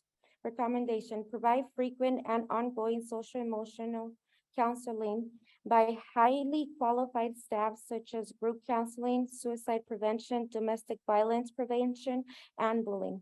15.5% of parents reported school sites sometimes or never promoted a sense of feeling of safety at their school. Recommendation, increase communication between parents and school personnel. Be transparent with the school safety plan and general school plans. Be inclusive of all parents. Provide meetings at different times. Los padres informaron que estaban interesados en los siguientes tipos de talleres. Cómo ayudar con la tarea y la tutoría. Requisitos de la A a la G, dinero para el colegio, clases de inglés. Una recomendación sería proveer talleres para los padres durante el año escolar, los fines de semana, durante el día y la tarde. Parents reported they are interested in the following workshops: how to help with homework and tutoring, A through G requirements, cash for college, English classes. A recommendation: provide workshops for parents throughout the school year on weekends, daytime, and evening times. Y como unas recomendaciones generales para los maestros, contratar personas de calidad y vocación, dar entrenamiento profesional a las personas para enfrentar cualquier situación con los padres, reconocer y apreciar al personal que está haciendo bien su trabajo y apoyarlos con mejores ambientes de trabajo, que se sientan escuchados para que no pierdan su motivación, dar más ferias de trabajo y presentar al equipo que está a cargo de reclutar maestros, que se den incentivos a directores y maestros por su buen desempeño, implementar sus programas académicos para todos los estudiantes, que se apoye a directores y maestros con entrenamiento para que tengan un mayor conocimiento y dirección de los ELACs y también puedan brindar un mejor apoyo a los estudiantes aprendices de inglés. General recommendations for teachers: hire people of highly qualified and vocation. Give professional training to people to deal with any situation with parents. Recognize and appreciate staff who are doing their job well and support them with better work environments. Make them feel heard so that they can not lose motivation. Hold job fairs and introduce the team that is in charge of recruiting teachers. Principals and teachers be giving incentives for their good performance in implementing their academic program for all students. Principals and teachers be supported with training so that they have a greater knowledge and direction for the ELAC and can also provide a better support for English language learners. Y personal bilingüe en los IEPs. Los documentos que se entregan a los padres de los estudiantes en los IEPs deben ser proporcionados en el idioma que el padre lo solicite. Planear las citas con anticipación para dar tiempo de proveer un intérprete imparcial y profesional que tenga conocimiento de sus límites como intérprete, no dar consejos u opiniones y traducir literalmente. Proveer entrenamiento a todos los intérpretes para que sean efectivos. Proveer capacitaciones a los padres sobre las terminologías de los IEPs y procedimientos antes de tener la reunión. Provide documents given to parents of students with IEPs in the language requested by the parent. Plan appointments in advance to allow time to provide an impartial and professional interpreter who is aware of your limits as an interpreter. Do not give advice or your opinion and literally translate. Provide trainings to all interpreters to be effective. Provide trainings to parents on IEP terminology and procedures prior to holding the meeting. Y para el personal bilingüe y amable en la oficina de las escuelas, ofrecer personal más eficiente que acoja y celebre la diversidad cultural de los estudiantes y sus familias. Contratar personas de calidad y vocación. Dar entrenamiento profesional a las personas para enfrentar cualquier situación con los padres. Reconocer y apreciar al personal que está haciendo bien su trabajo y apoyarlos con mejores ambientes de trabajo. For bilingual personnel and friendly staff in school offices, provide more effectively staffing that embraces and celebrates the culture diversity of students and their families. Hire people of quality and vocation. Give professional training to people to deal with any situation with parents. Recognize and appreciate staff who are doing their job well and support them with better work environments. Suicide and bullying prevention classes for students.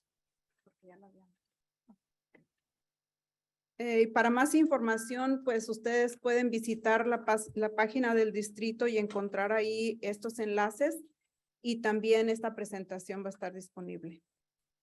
Señora Francisca. For more information, you can visit our district website where you can find links and you can also access this presentation. Señora Francisca.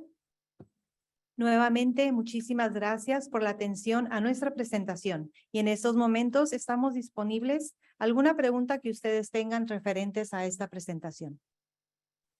Anybody have questions? Thank you again for your attention to our presentation. At this time, we're available for any questions you may have. Anybody President have Mendez? questions? Trustee Rico. Trustee Rico, the microphone is yours. Muchas gracias. Thank you so a much. Comité de DILAC. Hacen un excelente The ELAC trabajo. committee, you do an excellent Me siento job. bien orgullosa de tenerlas feel como miembros very de esa mesa. Proud of being part of Porque that sin table, ustedes nada sería because without posible. you, nothing would be possible. Thank you. I would like to thank each one of the members to Gustaría coming today darle las gracias and a bring todos us this los beautiful presentation. Thank you and have a lovely evening. Muchísimas gracias a todos y queda además mencionar que este es un trabajo en equipo de todo el departamento. Gracias. Thank you. Now we go to 8.1.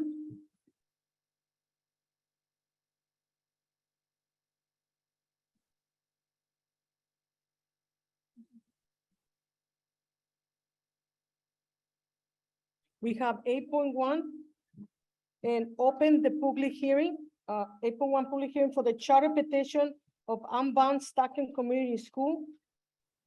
Open the book. Number 2, any public testimony? Madam President, we received 11 cards regarding this public hearing. So we will set the alarm. Each person will have 3 minutes, and that'll be a total of 20 minutes for all 11 speakers. So I will call folks. If you Thank can you, Ms. please Yvette. line up at the podium. Mr. Bruce Robertson. Shane Rivers. Tyleo Grimm. Sarah McCarty. Curtis Smith.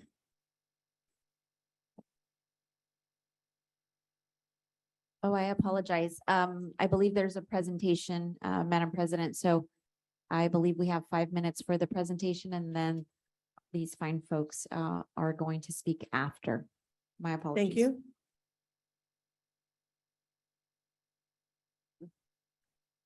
May I introduce the presenter?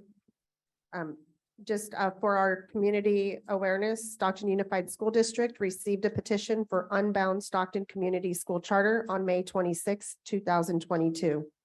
A public hearing will be held during this board meeting pursuant to Ed Code Section 47605B for the Board of Trustees to consider the level of support of teachers employed by the district, other employees of the district, and parents and guardians for the charter petition submitted by Unbound Stockton Community School. Here on behalf to present is Mr. Philip Hahn.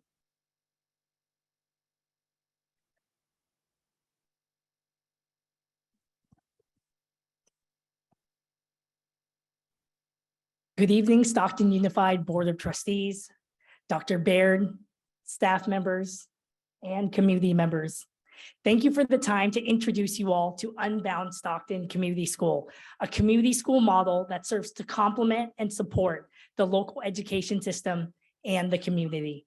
Regrettably, I am unable to deliver the entire presentation, so I've provided copies to the public and the board who are interested in learning more. I am also eager to connect with board members, community members, and stakeholders to provide follow-up information, create partnerships, and listen to feedback, as community voice is central to our model. Today, I am speaking on behalf of our board, a group of local leaders who are all parents who bring experience in education, finance, community engagement, and our team's local roots, diverse backgrounds, and community connections humbly bring forth for your consideration and partnership in this community school. We'll stay on this slide. Can you go back one, please? Thank you. My name is Philip Hahn, and I am an educator and school administrator. Like much of my board, I went to school here in Stockton. I also received my master's and teaching credential from UOP and am a former elementary, middle school, and high school teacher who has worked both for district public schools, charter schools, served as school union representative, and school accreditation lead. I see the unique opportunity in our community that can collectively benefit students, educators, and our entire district. The root of Unbound Stockton is community. Our team has held many community conversations, collected survey data, and heard from educators and parents, next slide, about the desire for a school that prioritizes connections with diverse peers and community learning opportunities. Next slide.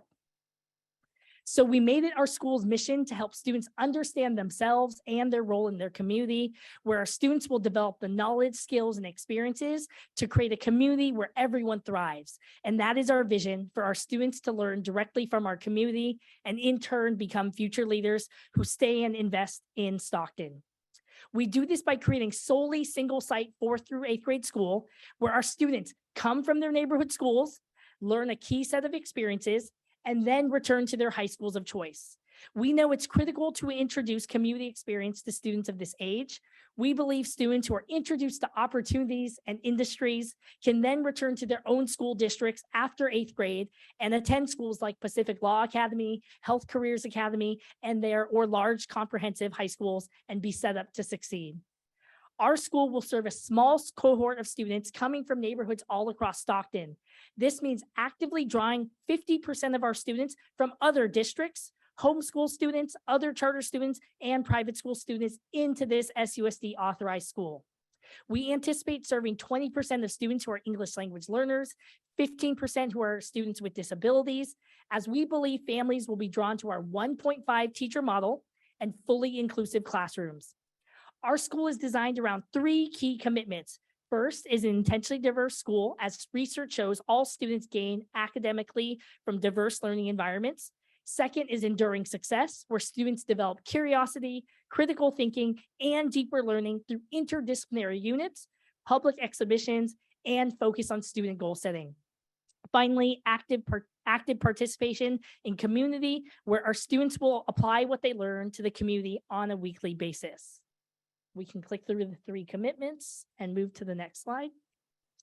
All 3 commitments connect together by having students see interdisciplinary connections in their learning, for which they then apply to a community experience. Next slide, please. Next slide. And one more. Thank you. We have already demonstrated the viability of our model by serving students through pilot programs. Our families were racially and socioeconomically diverse, as well as included students with identified disabilities and language needs. As a model rooted in community, we see additional public value for Stockton Unified through the creation of community partnerships, addressing the brain drain by keeping students in Stockton Unified and the city, and setting up students to be future leaders in their home high schools and beyond. We can move completely to the next slide.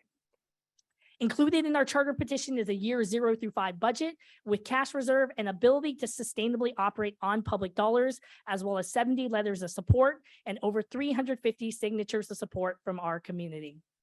Finally, in the last slide, we believe in removing boundaries so our students can come and learn together as one community. Stockton Unified Board of Trustees, we thank you for your support and look forward to engaging with you. We know you will be instrumental stewards in building a foundation for our future success, just as you do with your role as trustees for Stockton Unified students. Thank you so much.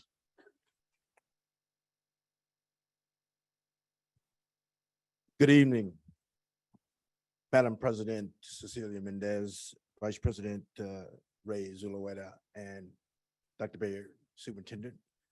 My name is Bruce Robertson, retired high school math teacher. I rise to speak on behalf of Unbound Stockton as a member of their board.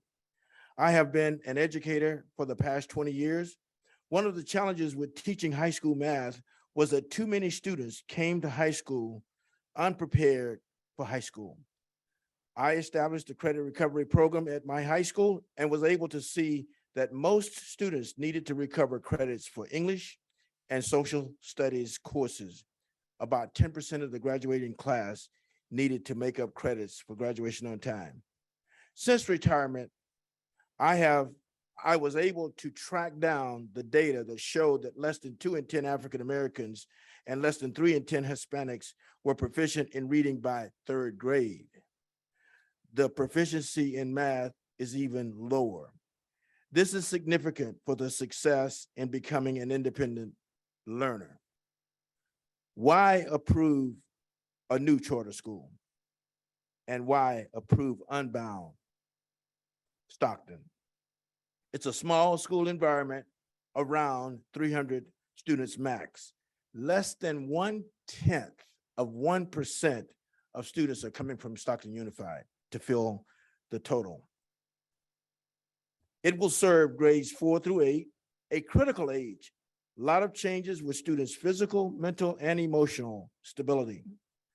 Unbound Stockton will include community building as well as social emotional learning into the academic curriculum.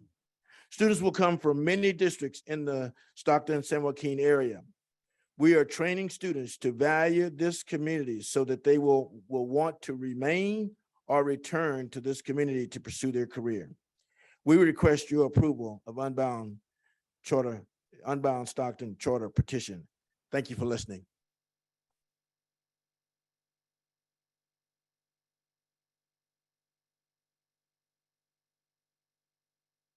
Hello, my name is Dr. Shane Rivers. I'm a research psychologist focusing on the experience of motherhood in American culture. I'm currently the owner of Macaroni Kids Stockton and family-focused website that connects families to community events as well as mother to 7. In each of these roles, I have found the connection to community to be a hallmark of healthy relationships and individual growth. When a mother is able to connect to community, she's able to tap into resources that assist her in raising children, relieving the daily stress of child rearing, and build bonds of friendship with others who are experiencing what she is. Families, too, grow stronger when connected to others and to the community resources available to them. But all of it helps the children most of all in learning the importance of their place within the community as a whole and the impact that they can have on making their community healthier, happier, more accepting, and a place that they can call home. My 2 youngest children have participated in many of the Unbound activities. The first was the online experience during COVID. My children, like so many others, felt alone and friendless through that time. Being able to connect through Unbound helped them to form relationships within the larger Stockton area and felt less isolated. They have since continued with programs and have participated and learned of the many interesting activities, small businesses, and resources that are part of the amazing home that we have here in Stockton. While I currently homeschool my children, I want to send my 2 age-eligible kids to this school to continue getting the community experiences that they have been receiving for the past several years. I fully support Unbound and hope that you will too. Thank you. Thank you.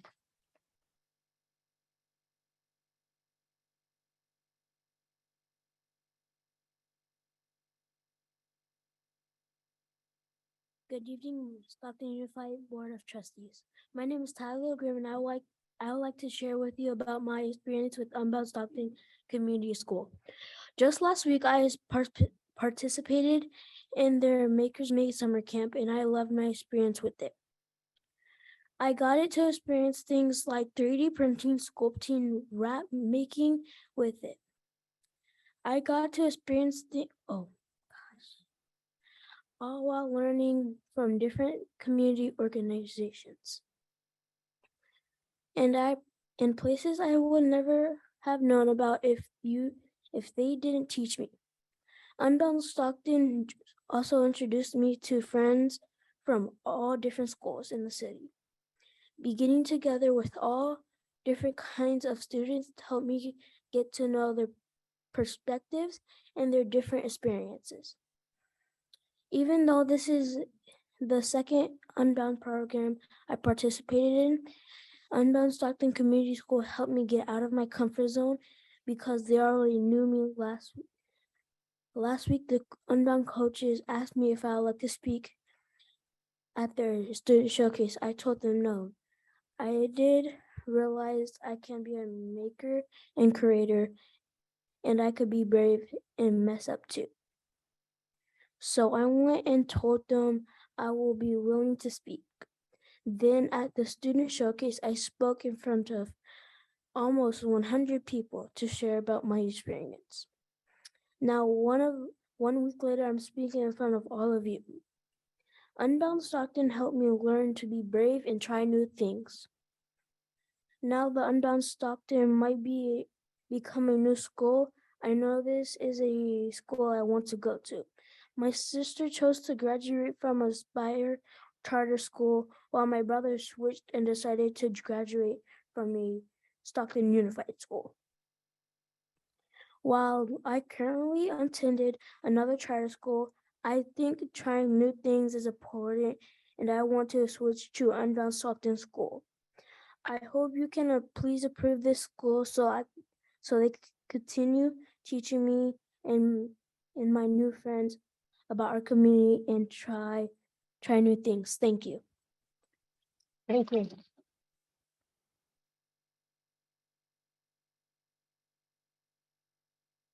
Hello, good evening, Dr. Baird and Board of Trustees. My name is Pastor Curtis Smith, and I am a Stockton native, a local pastor, and a proud board member of Unbound Stockton.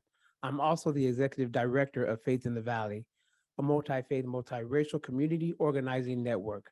I'm a pastor, so I have plenty to say, but today I'll be representing the voice of the community, and I will be reading a statement from one of my staff community organizers today.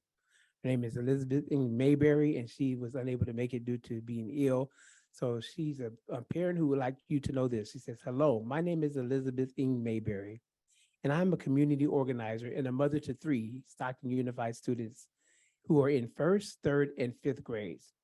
My family lucked out in a lottery 6 years ago, and as a result, we are able to send our children to co-open school, an SUSD specialty school that is small and has a unique project-based learning model.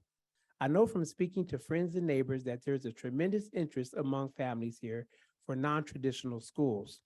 Unbound Stockton is a school to reimagine what education could be beyond the walls of conventional classroom while being deeply rooted in our beloved city of Stockton. Our world has changed dramatically, and in the years since, I've researched school choices for my family. I know that there is no school that fills the timely gap that Unbound Stockton is set up to fill. Our community and the families in it would be greatly served if it were an option for schooling, especially for the families who find after a few years that the traditional schooling model is not working for their child. Board of Trustees, I urge you to approve Unbound Stockton as a school option in our community. Now, in my words, as a board member of Unbound Stockton, there's nothing more that brings me joy than having a parent or hearing a parent that Unbound Stockton is what the city needs, and the next best thing is hearing from their child the same thing. Micah, Elizabeth's eldest son, was a participant in our most recent summer camp, and he excitedly shared with me his experience and his learning. And as he was telling me this, I heard him tell his mom, "Mom, can I please go to Unbound Stockton?" Among all the activities he enjoyed, it was the statement that captured me. He said, "I entered the camp having no idea if I would make friends or like the people there. But everyone there was very kind, and even though it was only 3 days, I left there feeling like a true neighbor." The Unbound Stockton pedagogy reaches beyond traditional academics and weaves into the practice of building relationships, bridging across differences, and making Stockton a place where everyone belongs. I become a board member because I believe Unbound Stockton is what Stockton needs, and I am convinced now that I hear it from the testimonies of parents and children who have had an Unbound Stockton experience. Trustees, I urge you today to approve Unbound Stockton as a school option in our community. Thank you. Thank you. Sarah McCarty. Hi, good evening. My name is Sarah McCarty, and I'm the mother of 5 children, and I live in District 5. My entire family and I moved to Stockton during the COVID-19 pandemic. So while we had to move houses, get to know a new city, make new friends, our children and I also needed to choose new schools. Before we even moved, I got to know the Unbound Stockton Community School and their team, and I felt like I had one anchor for my kids to acclimate to move to this new city. Unbound Stockton provided free virtual field trip experiences to help two of my children actively participate and get to know the community before coming over. When we did move here, my two daughters were able to experience the Unbound programs, which have allowed them to build new friendships and connect with community opportunities that my kids continue to attend. I have seen firsthand the impact of Unbound Stockton to benefit young middle school children, particularly during a period of transition. For our 5 children, we wanted to choose schools that best fit their personality and needs. 2 of our school-age children were best fit for Stockton Unified Schools. On the other hand, one daughter who has attended Unbound Stockton programs, we chose to enroll in private school. While that private school is currently the best option for my daughter now, I would like to move her out of that private school and into Unbound Stockton, because I know that she would thrive in the small, diverse, and community-based learning environment, as I have seen her already do so. As parents, we know that one school does not fit all kids, and I ask that you approve Unbound Stockton Community School for my current 4th grade student so that she may have the opportunity to attend, like others who may see this as the best option for their child. Thanks. Thank you. Adrian Go Miller.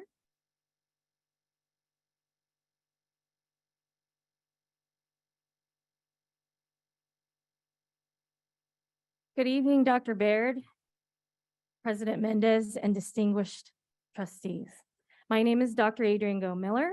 I am an educator of 26 years in Lodi Unified, 22 of those years as an instructor at Teachers College of San Joaquin, and a mother of a rising 6th grader and rising 10th grader in Lincoln Unified.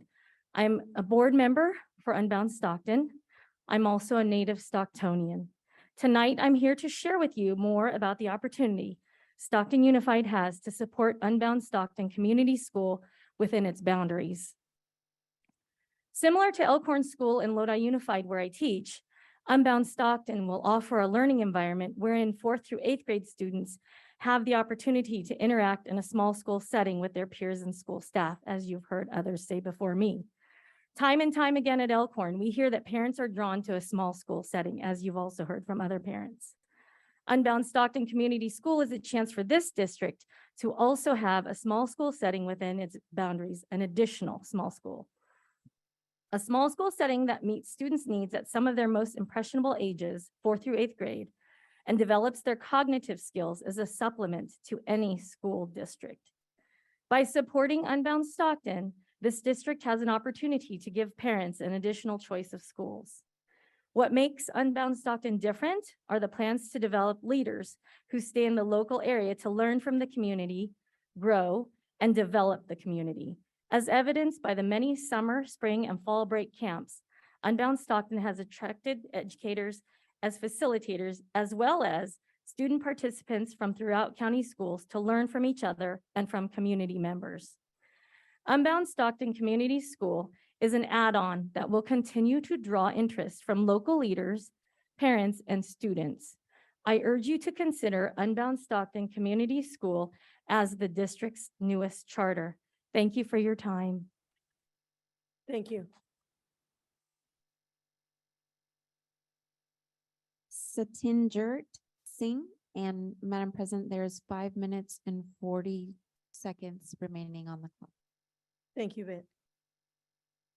Good evening, honorable board members, Dr. Baird, community members, and staff. My name is Satinderjeet Singh, and I have been an educator in San Joaquin County for 10 years. And I am currently the regional director for CCSA. CCSA is the California Charter School Association, and it is a statewide nonprofit advocacy organization that supports the development of high-quality charter schools so that no child is denied the right to a great public education. CCSA advocates on behalf of founding teams that demonstrate the commitment and capacity to operate academically successful schools. Unbound Stockton Community School has proposed and is well prepared to operate a high-quality public school that is uniquely designed to serve the interests of the Stockton community. CCSA has worked with the lead petitioner of Unbound Stockton, Philip Hahn for about 12 months. During this time, Mr. Hahn has built a high qualified founding team, performed extensive community outreach, and begun preparing to operate the proposed school. Indeed, he already has demonstrated the ability to adjust to the new and difficult circumstances that often accompany school startup by finding facility options, running numerous budget scenarios with the help of his back office providers, and adjusting community outreach strategies to fit the challenges of the pandemic. Mr. Hahn, the founding school leader, has an extensive background in education, and the founding team is uniquely equipped to successfully implement the proposed educational model in order to better serve this community. Mr. Hahn, throughout his years of work in Stockton, has built up an extensive network of community connections, from interpersonal relationships to working partnerships with community groups referenced in his petition. In closing, the founding team of Unbound Stockton Community School is qualified and prepared to open a much-needed, high-quality school designed to serve the unique needs of the Stockton community. For this reason, and for the benefits of the students and families in Stockton, I urge the Board of Trustees to approve this petition. Thank you very much. Thank you. Orlando Molina.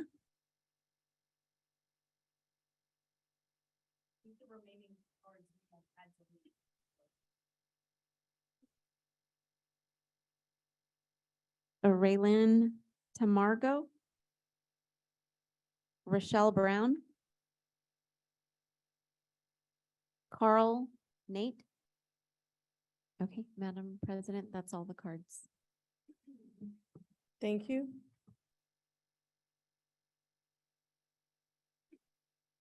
I will close the public hearing. Thank you so much.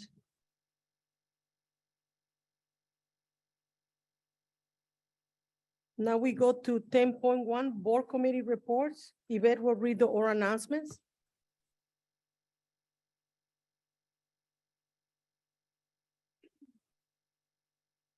Thank you, Madam President. This is the opportunity to hear any reports from board committees specifically regarding prior or upcoming committee meetings. There will be a 3-minute limit per report. Back to you, Madam President.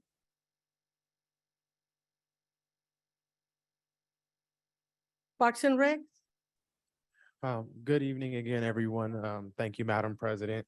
Our Parks and Rec meeting for July 25th, has been canceled due to not enough members being able to be present.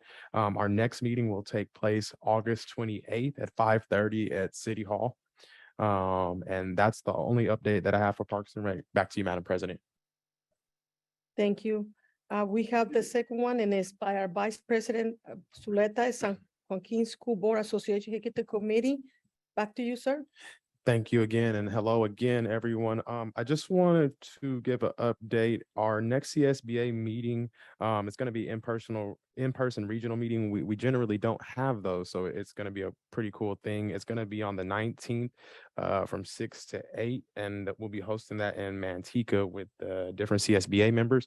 And then in addition, I wanted to make sure that I followed up on some of the budget conversation that was had.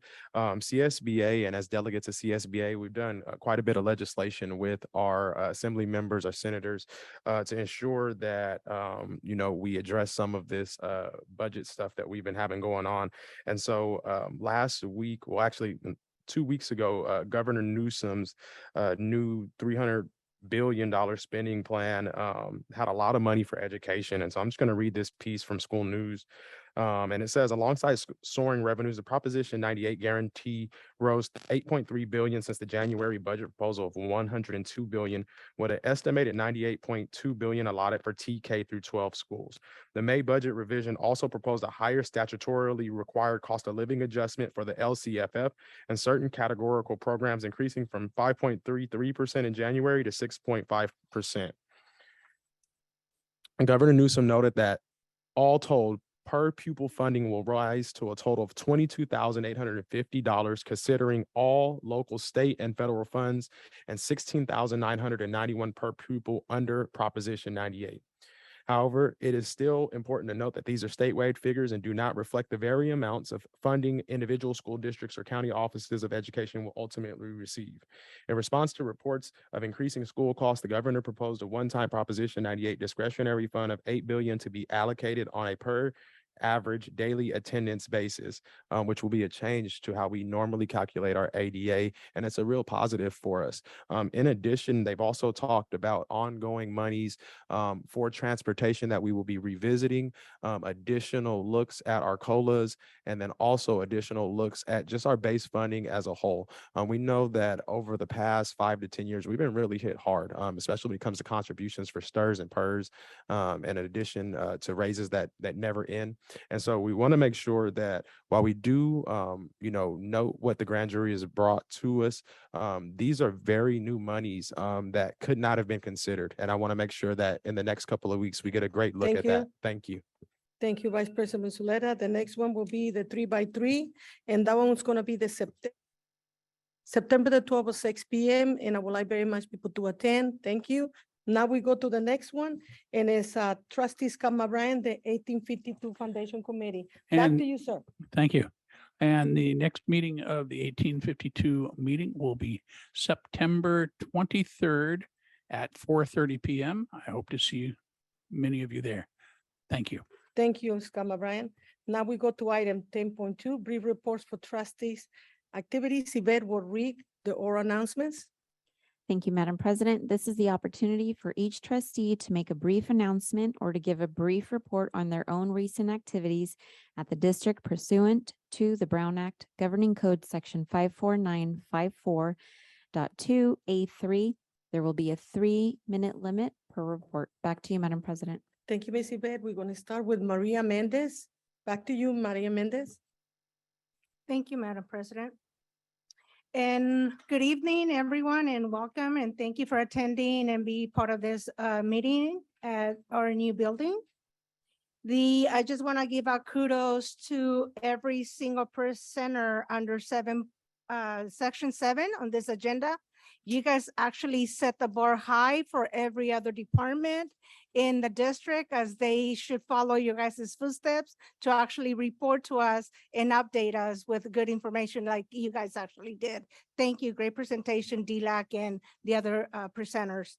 I was able to attend the budget perspectives workshop, which is a 2022-2023 budget act, which things are looking good for SUSD, but in order for us to ask for some money, the board has to adopt new policies and actual plans in order for the actual SUSD staff to actually submit the proper paperwork and apply for some of the funding, because it's one-time funding. And then we have to actually adopt some new policies and actually new plans in order for us to actually ask for the funding to actually spend it, because we have to have that actually in place. And I'm looking forward to meeting our new staff with the new school year, our directors, the principals, the actual staff at the sites, teachers, and welcoming our students and our parents. Thank you. Have a great evening. Thank you, Maria Mendez. Mr. Zachary Avalar? No report for today. Thank you. Thank you.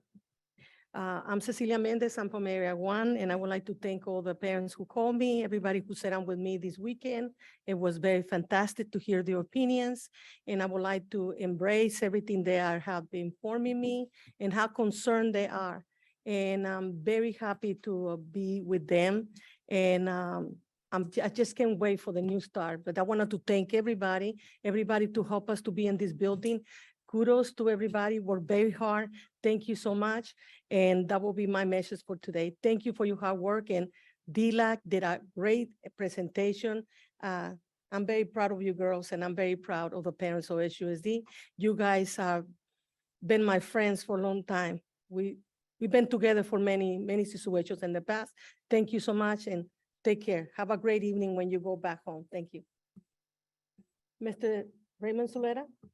Thank you, Madam President. And just to follow up on my comments from before, I'm going to be requesting for us to have an item so that we can take a look at the new budget. I know it's something that everyone has a lot of questions about, and we want to make sure that while we are being considerate of what the grand jury brought, that we also consider this very new information and monies that are coming to support our district and our families and communities in the ways that many of us are advocating for, whether it be employees, whether it be students, or whether it be community members, families that are asking for additional resources.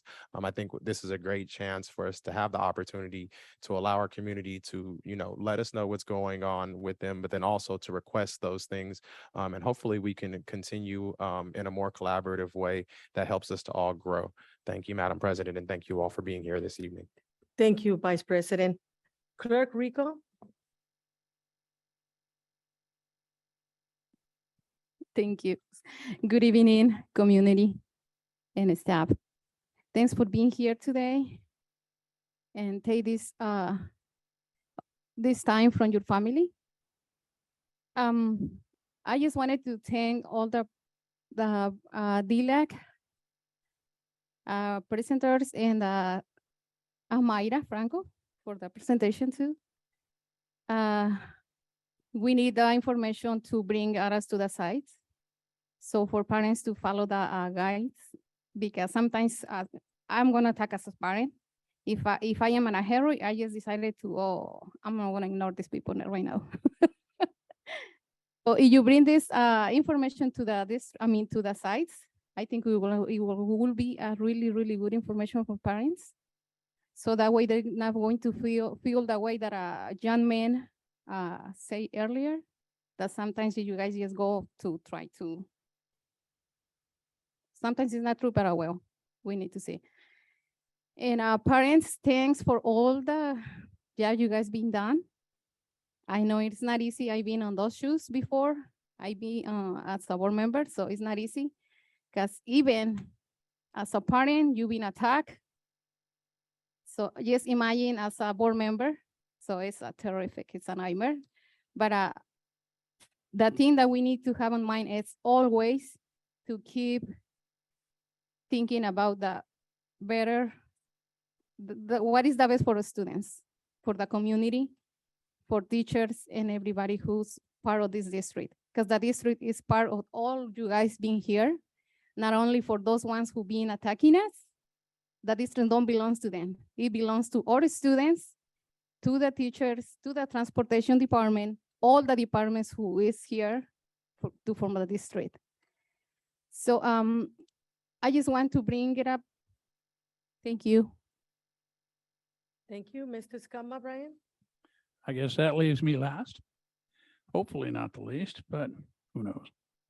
I do agree with the people in the town hall that were complaining about 700 a night. That is crazy. I couldn't believe it. The last CSBA event I went to in San Jose was $120 a night. So I know San Diego does get expensive, so I'm sure we're going to improve on that. I appreciate you being here in this new facility. It took me a little while to figure my way around, and that's a long way to the restroom. I got to tell you, especially for me when I walk with a cane, but that's another story. So now, as we look at it, summer's almost passed us by. I can be thankful I get to send my daughter back to school and can stop prying her off of the computer pretty soon. But she's had a fair amount of fun. So 2 more weeks and we are back to school. Thank you. Thank you, Scamma, Brian. Now we go to item 10.3, approval minutes for June 28, 2022, regular board meetings. I need a first and a second. I will do First, Brian. First, okay, first from Scamma Brian and second for Mr. Avelar. Any discussion about this item? Discussion. Discussion, Maria Mendez, microphone is yours. Thank you, Madam President. As I noticed that there is no attachment for this agenda item, why, how come? But just point of clarification, if you click where the little clock's at, you can view the minutes there. Yeah, it says, it's a little clock. It says view minutes. No, I think it's my internet connection. I need to have them actually because I'm logged into a guest and I cannot see it at all. I don't have it either. No, I don't have it. Dr. Bear Well, just verified it. Can we bring it back then? Can we just move on and bring this I one need back? to be connected to the, instead of a guest, I need to be actually connected to the actual internet.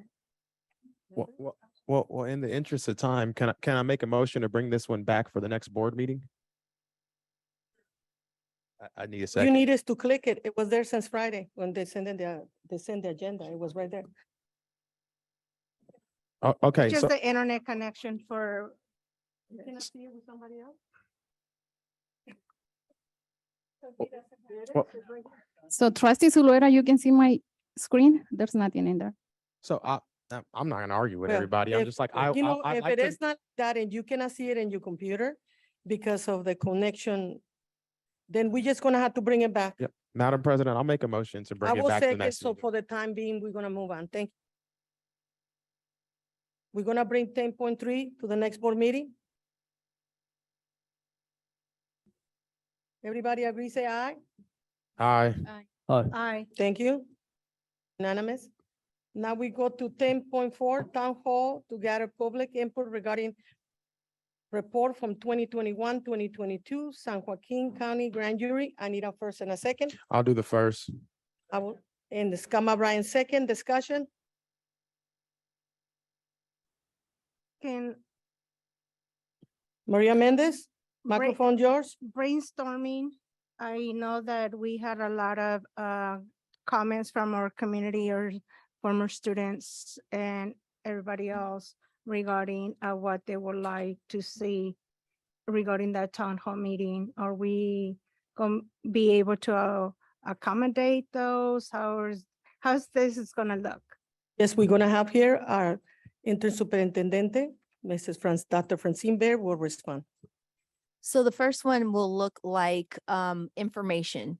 It'll look like information only, to where everybody would receive a card, one person per card. It would be 3 minutes. You would give us feedback, because at this point we are building upon a response. So we will take the feedback to build on that response. Then as we draft the response, then that's when we will be able to do more, to go out and get more information. And then I'm also meeting with community member so that I can get more information as well, and work collectively on that. So those, like we said, would be determined. The date of the one town hall will be determined.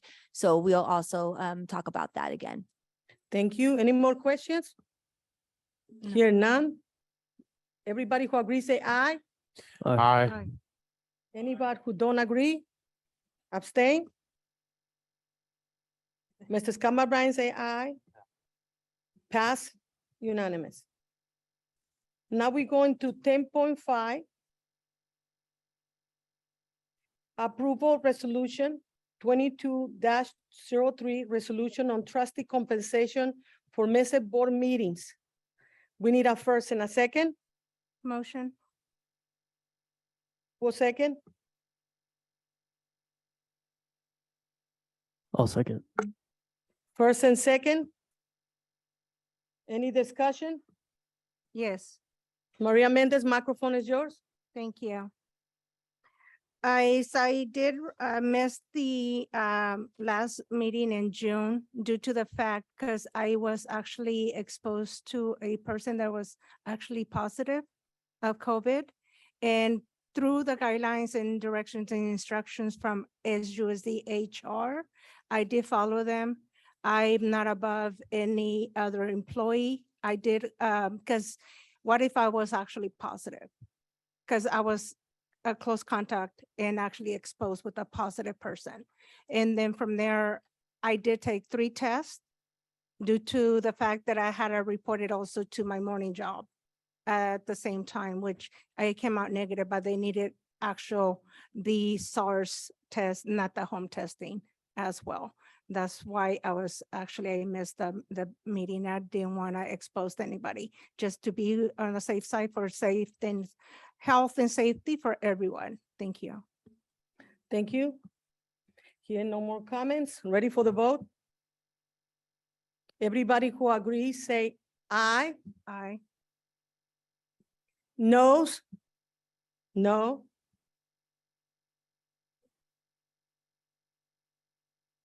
We have 1 and 1 abstain. 1 abstain? I Any abstain. abstain? Aye.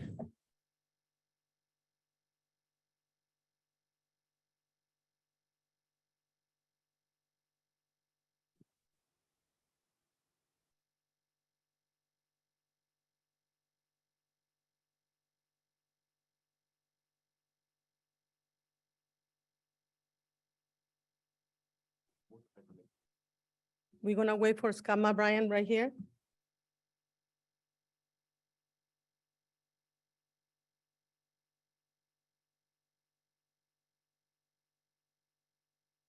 Approval of resolution, sorry. 10.5, approval of resolution 2203, resolution on trustee compensation for missed board meeting, trustee Maria Mendez.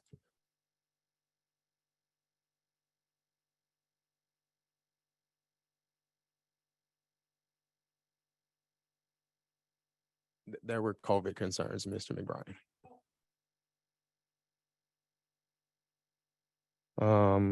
The motion fails, 3 yeses, 1 no, and 2 abstentions and 1 absence, trustee Flores. Thank you. Okay, can. Thank you. I'm all last here. So Is the it? first vote, it was for to pay her, right? Yes. Okay, so my vote was yes to pay her. Yes, we have. Thank you, Elisa Rico. Now we go to 12.1. Sorry. Thank you. That's our superintendent report, Dr. Francine Bear. Thank you. Good evening, everybody. Thank you for staying so late and we appreciate your patience. I want to say thank you, first of all, to everybody that moved us into this new building. It was a big feat and believe me, it was done extremely well. I'd also like to thank the transition from the PDC to this lovely boardroom.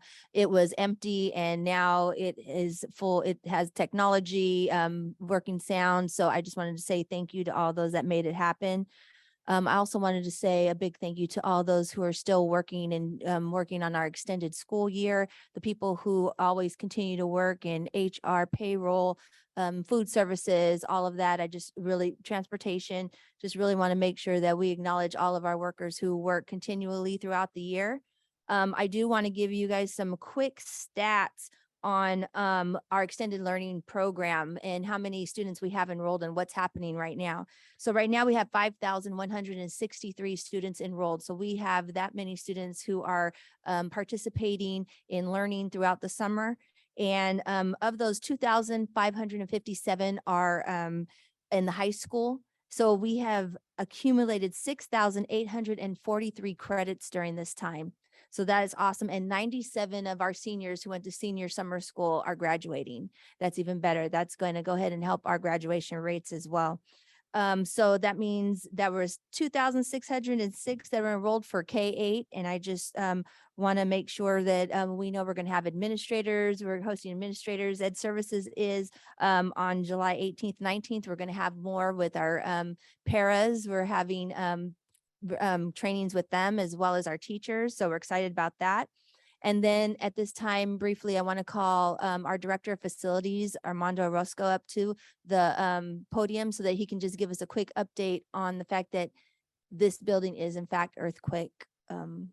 It hit the requirements, but it needs to come from him. He knows the stuff, so. Thank you for coming in the front, Mr. Armando Roscoe. The microphone is yours. Yeah, thank you guys. Thank you guys. This thing is like right here, sorry. So yes, I just wanted to, there's been a lot of talk and discussion regarding this building. So when the building was constructed, it was constructed to pass all earthquake standards set forth by the California building code, county building code. So being that is not built for a school, we had concerns and questions about the Field Act compliance. All of our schools are Field Act compliant when they're built, that they're looked at by a structural engineer and a civil engineer. So this building did go to the Department of State Architect for accessibility. Being that is not a school and it is not intended purposes to be housed for students. It is not required to be a department or field act compliant. So which is why we didn't tear down the walls. We didn't open everything back up to build it as a school standard. Because again, the intended purpose is never to be a school. The intended purpose is to be an administrative building as it is designated to do so. There's some second question as far as signage. The Department of State Architect also said there is no required signage to state that is not field act compliance. The district knows we're administrators here. We have the superintendent's office monitoring all the rooms here. Like these is a 3-partition room. So we know there's not going to be classrooms held in this facility. This facility again is an administrative learning facility. We have an unincorporated area upstairs that we look to expand further for professional development for our teachers, not students. So again, I just want to clarify, and any information needed, please reach out to the facilities department. We're always open to answer any questions. That we get open the plans, speak with the community, so everyone is truly aware of what we're doing here in the department. But again, that is just a quick synopsis of this building. Hopefully everybody enjoys it. A lot of effort went into it. So thank you. Thank you, Mr. Armando, for coming to the front. Thank you. Now we go to 11.2, ratified the agreement for professional service with Denny Wolver Kelly for the superintendent's office. We need a first and a second. I'll do the first. I'll second. We have a first and a second. Discussion. I just have one question. This is for the DOJ's work that we have, right? Yes, that's correct. DWK has worked with us throughout, so we want to stay consistent. Thank you. Thank you so much. If nobody else, any more questions? Yes. Maria Mendez, Thank you. Madam microphone is President. yours. Why are we doing it multiple years? For point of clarification for the community. Thank you. No problem. So this is the first time that it has been brought up for a multiple year. And I went ahead and I did consult with the county superintendent because I know we received a letter back in April stating that we should not commit to multiple year contracts. However, because of this would be a cost savings to our district because the fees would stay the same for DWK for this year and next year, as well as he said that it kind of fell outside the guidelines due to the kind of work that we're doing with the DOJ. Thank you. Thank you. Roll call. Everybody who agrees, say aye. Aye. Aye. Any abstains? Aye. Any noes? Thank you.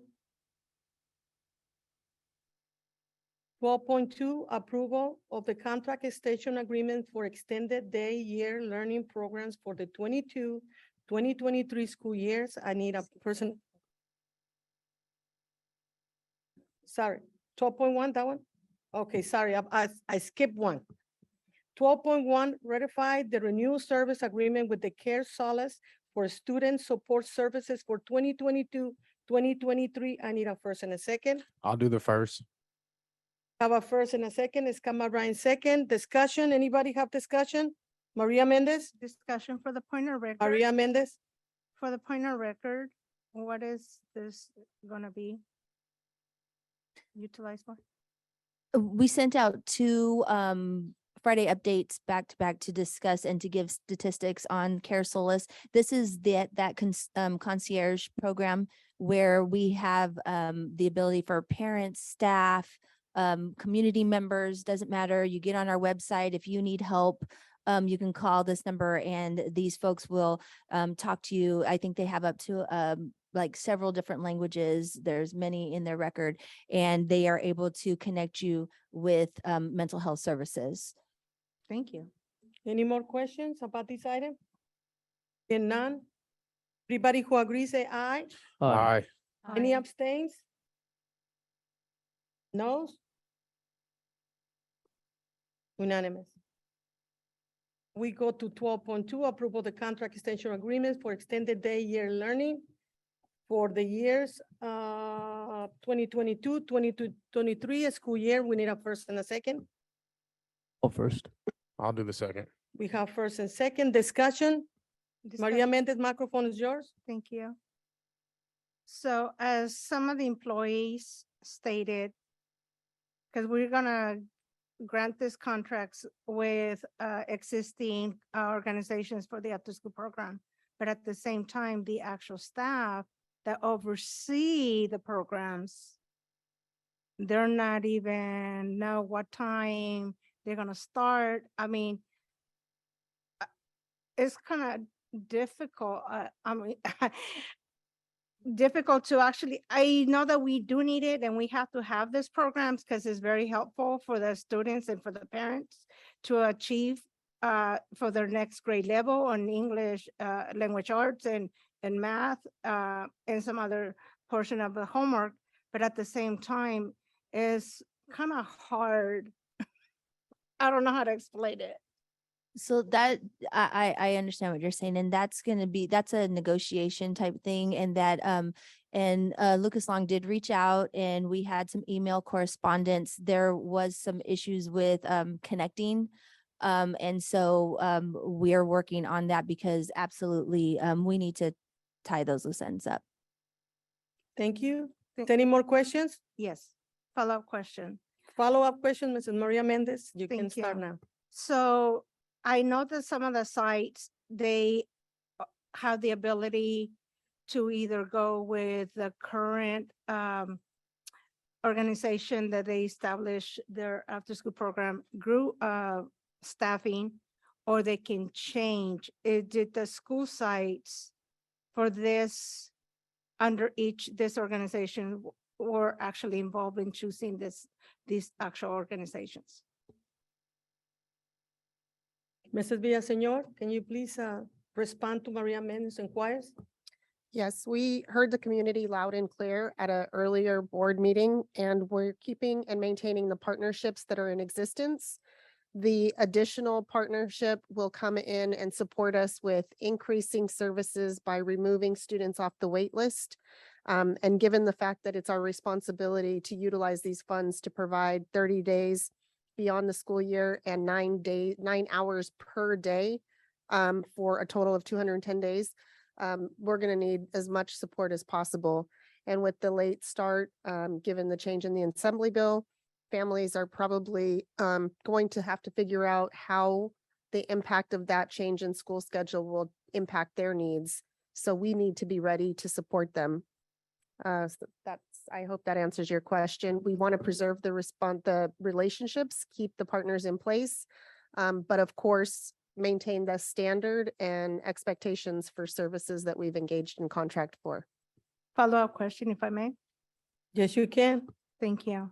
As you stated, one of the agencies going to come in. So are we going to have 2 agencies per school site? Or is it one? Because the way you explained it. Yes, there would be. Thank you. Any more questions? It's currently happening during the summer school model, and it's working out, and the partners are working well together. I just have Thank something you. I wanted to add. So I do have some concerns about that. I had it from different schools that have preferred providers. I do know that it's been a historical thing where we have shortages in after-school educators in terms of like ones that show up every single day. So it happens where we do have shortages. However, my hope would be that those additional ones that are coming in are going to kind of help cover some of those shortages in lieu of taking over entire sites. And at the same time that our staff at those sites have the opportunity to kind of pick and choose. They know what's best when it comes to their schools, and they know what's best when it comes to their communities. And then also, you know, what partnerships work best for them. So I want to make sure that that we do hear those concerns, because that's something that as after-school facilitators and educators, that's a big part of their position and their jobs. And they need the autonomy to be able to make those decisions. Thank you. Any more questions? Here none, ready for the vote? Everybody who agrees, say aye. Aye. Any noes? Any abstains? I abstaining due to the fact as a former facilitator and having 2 different agencies coming in with different staffing is going to be extremely very difficult for the facilitators. That's why I'm actually abstaining on this, because it's not doable. I'm sorry. Thank It's you. not. Thank you. Now we go to 12.3.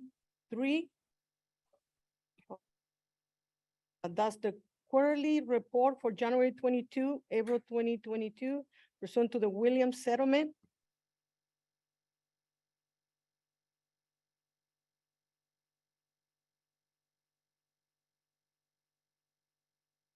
We need a first and a second. Yeah, they have.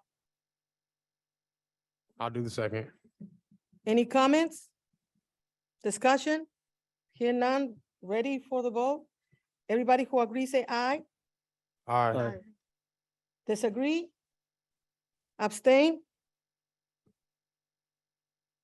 Unanimous. 12.4, the annual report for 2021, 2022. I'll do Pursuant the, to- I'll do the first. I will be the second. Any discussion? Hear none. Everybody to agree, say aye. Aye. Aye. Abstain? Noes? Unanimous. 13.1, action adoption of resolution number 22-01 for the 2022-2023 provisional internship permits. We need a first and a second. First. I'll do the second. We have a first and a second. Any discussion? Discussion. Maria Mendez, discussion. The microphone is yours. Thank you. For the point of record, what is this? Gonna assist with this resolution as well? Mrs. Lane, please. Can you respond to the inquiries of Maria Mendez, please? Yes, Trustee Mendez, this is just to allow us to hire those who are not fully credentialed yet, but they are in the process. It allows us to hire them. Thank you. Any more questions? Hear none. Everybody who agrees, say aye. Aye. Aye. Any abstains? Noes? Unanimous. 13.2, adoption of resolution number 22-02, waiver request, variable term waiver. I need a first and a second. All first. I'll do the second. We have a first and a second. Any discussion? Maria Mendez? Thank you. For the point of Microphone is yours. record, again, Ms. Lane, what is this waiver for? This is the same thing, just slightly different. If you look at the resolution in the second paragraph, it identifies what the variable term waivers are issued to individuals who have not satisfied the subject matter competency. And then under the PIP one, the provisional intern permit, it's for individuals who have not yet satisfied subject matter competency. And they also need to meet the NCLB highly qualified teacher. Thank you. Any more questions? Hear none. Everybody who agrees, say aye. Aye. Abstains? Noes? Unanimous. Thank you. Now we go to 14.1, approval and authorize the filing for the notice of completion of phase 1 of the Franklin High School Athletics Improvement Project, Stadium DSA number 02-118258. We need a first and a second. All first. I'll do the second. Discussion? Discussion. Maria Mendez, discussion? Thank you. So for the point of record, why is this another cost, a new vendor? Why? Mr. Armando Orozco, can you come to the podium so you can answer the inquiries of Maria Mendez? Thank you. Yeah, no, there is no cost. It's just simply that we are completed with the project. And we were to have gone through board approval in the past, something we've not done consistently. So it's just letting you guys know it's done. Basically, the project's done. We did say that we're complete, but we need board approval to do so.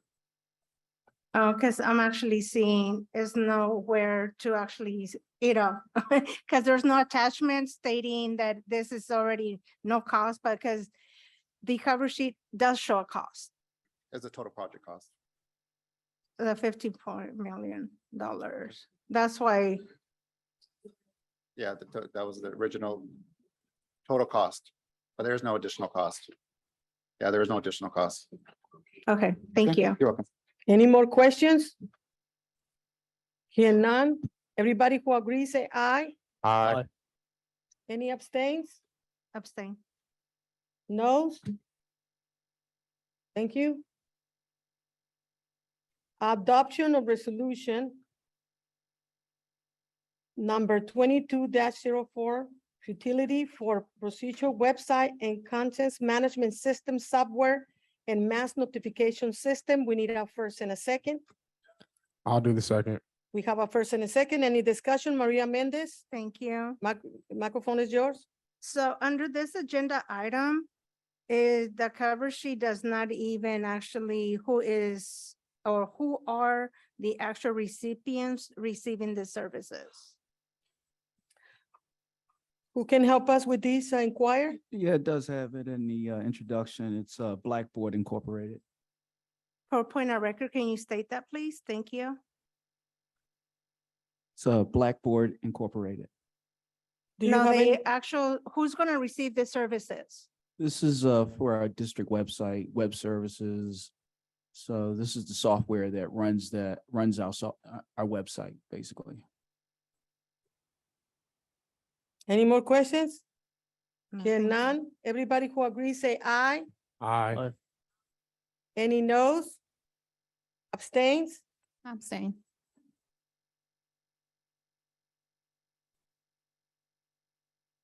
Now we have 14.3.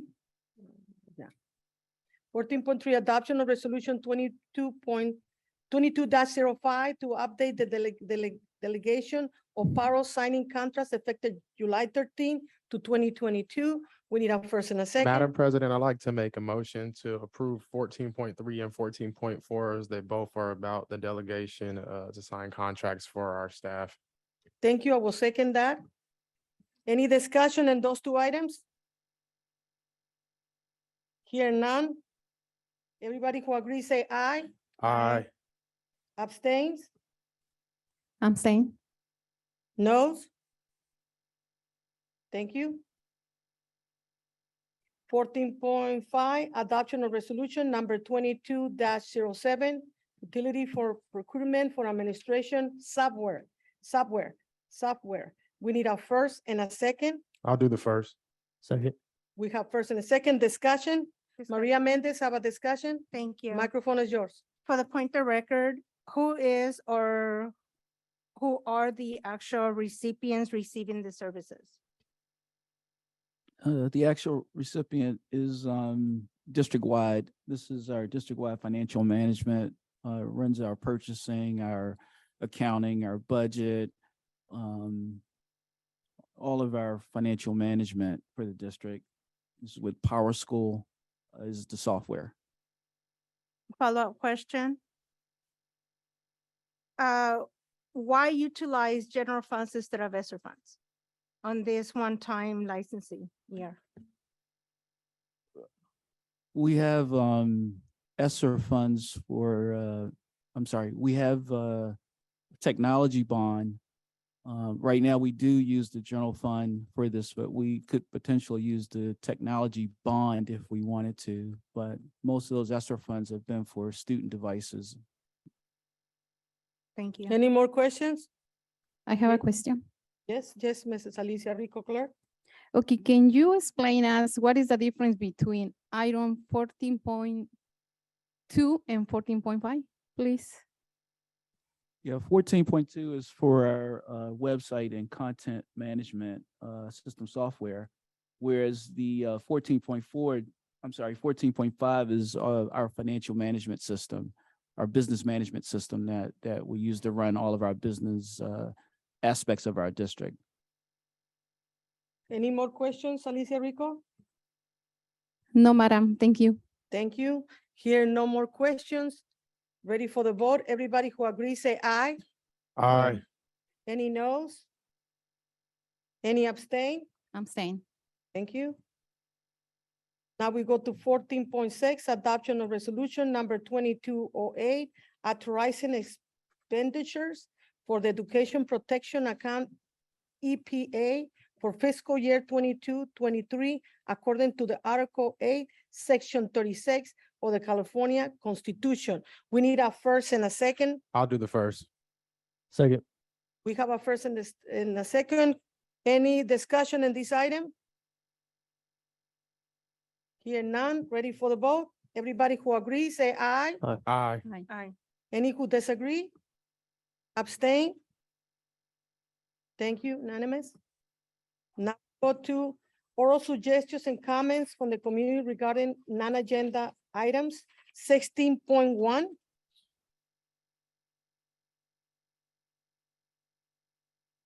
Yvette will read the number of the persons who are coming into the front. Thank you.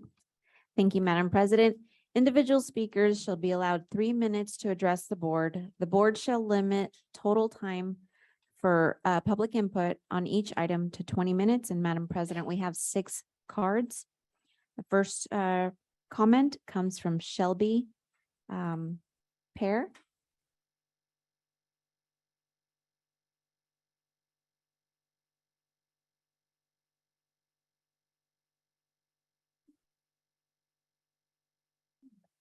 Good evening, fellow board members, and thank you for allowing me to take the time out to speak to you today. My name is Shelby Pate, and I am the transportation dispatcher, and I've been with the district for 5 years. I want to advocate for our director, Bernard Beasley. The picture that they painted of him today is appalling and not true at all.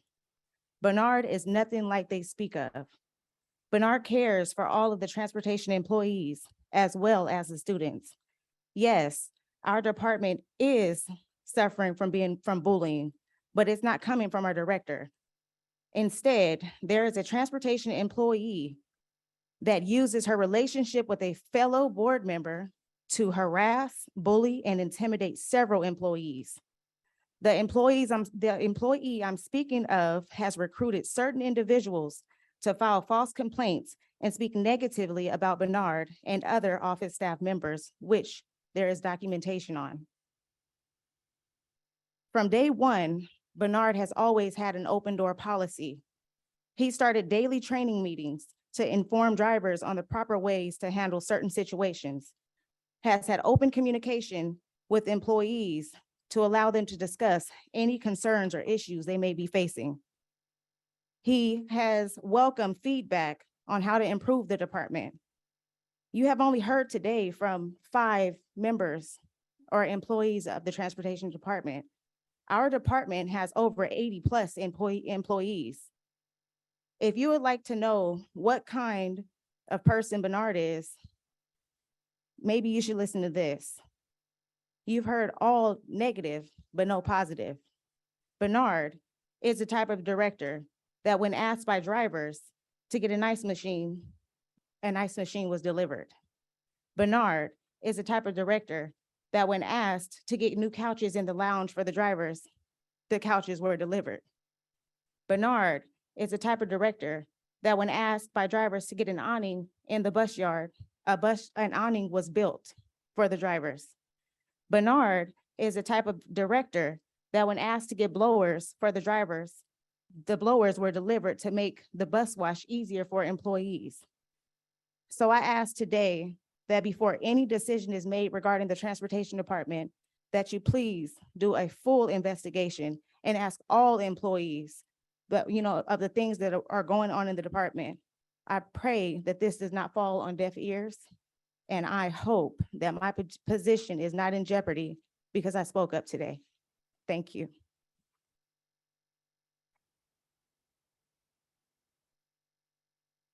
The next comment comes from Lupe Harwell.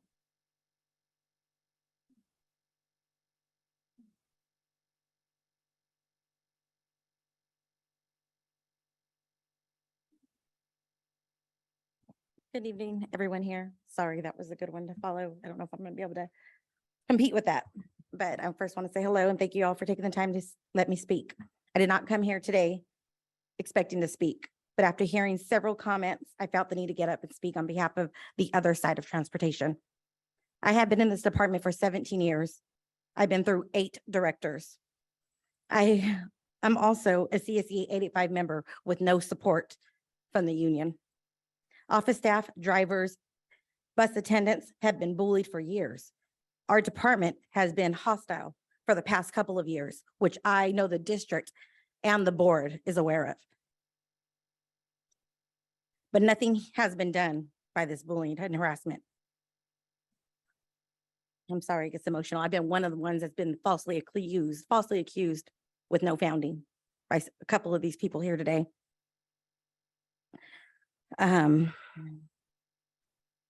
This harassment has become from one employee that's been recruiting and grooming some fellow employees just to get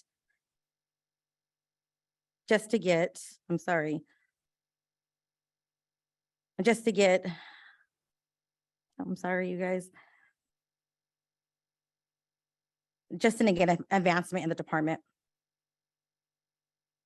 A few of the employees from transportation have, I'm sorry, that you heard from a few of the employees here from transportation, but like Shelby said, we have 80 plus drivers or employees, close to 100. Please come and speak to them. Hear everybody's side. I'm sorry, it's really emotional what we've been through. It's been very emotional where you have to go speak to a doctor. You're scared to come up here and speak. Half these drivers, I'm going to go from my heart. Half these drivers are scared to come because they're scared of retaliation. They're scared to speak, which it should be. We are here as one. We should be whole. We should be whole and fighting for everybody here. And it should not be a scary place to be at, to work for this district. Like I said, I've been here 17 years and through 9 directors. I don't want to see a 10th or 11th. Eli May, there was nothing wrong with him. Ernest Epley, nothing wrong with him. Are we going to go through another one because they're not doing what people want to be done? Certain people? Please go make a full investigation and talk to everybody from the department, not just hear a few. And I hope I heard everything I said, but it was just, it's emotional. Thank you for hearing me. Thank you. Crystal T. Curry.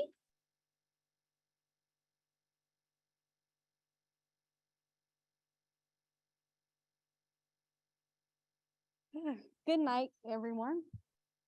Because the time has well been spent. I don't want to just face you all. I want my coworkers to see me as well, because this is coming from the heart. I've only been with the transportation department / the district since March. And from what I heard about the person that I work closely with each day was nothing that I've witnessed. And I would hope that you all here would please, before any kind of drastic measures are taken, please take into consideration the rest of the department. I have seen Bernard pay out of his own pocket to make sure that a barbecue was done. Our department has different nationalities, very diverse. So I don't see where he discriminates against this one or that one. I'm right beside him each day. And it hurts me to see what he has to go through daily. I mean, daily. And I pray that my position is not put in jeopardy, because I haven't been here that long, but I felt compelled to come forward to say something, because that's not the person that I know. I didn't know him before I was hired with the district. So I have no kind of favoritism with anyone. I'm not from this area. I'm not from this state. So I just want you to consider everyone involved, not just a few.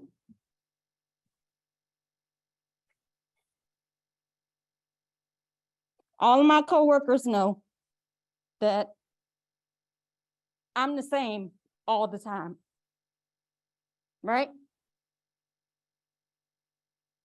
I mean, some people may not like what I'm saying, but right is right, wrong is wrong. I'm going to be truthful. I have no reason to lie. But some of the things that I have heard today were just shocking to me. Thank you. Thank you. David Singthay.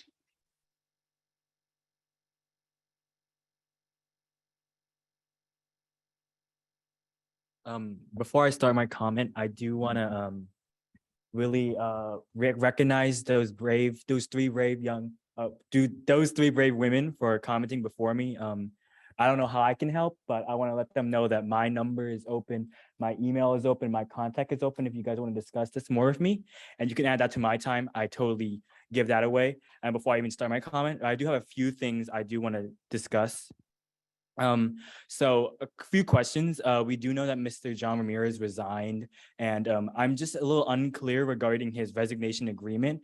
I don't know if it's been made public yet, and it's been over a month since he's resigned, and he has also when he resigned, he made statements to the media and to the public in his own resignation letter, claiming that he'll serve the district in another capacity. It hasn't been made public what this capacity is, and I would really appreciate some clarity from this board regarding this, because we know that transparency is the utmost importance for a functioning board, and oftentimes this board does fall short on that. Secondly, I do want to mention to the public and make it known on record that as it was pointed out in the grand jury report, there was the AB 139 extraordinary audit. And I want to remind the public that in March of 2022, the San Joaquin County Office of Education, under the direction of Dr. Troy Brown, who has been reelected to his position, called for this audit to be conducted on the school district. And I want to remind everybody that this audit is to determine fraud, misappropriation of funds, and other illegal financial activities. So this is an audit that should not be taken lightly, and I want the public to make it known, because I don't believe that the school board has explicitly mentioned that. And this is also different from the audit that was called back in fall of 2021 by Superintendent John Ramirez at the time. And this audit does take 12 to 18 months. And again, if this audit does reveal any of those three things, fraud, misappropriation, other legal activities, this school board will be placed into receivership, which is not a good thing. We'll see the results of that in the coming year or so.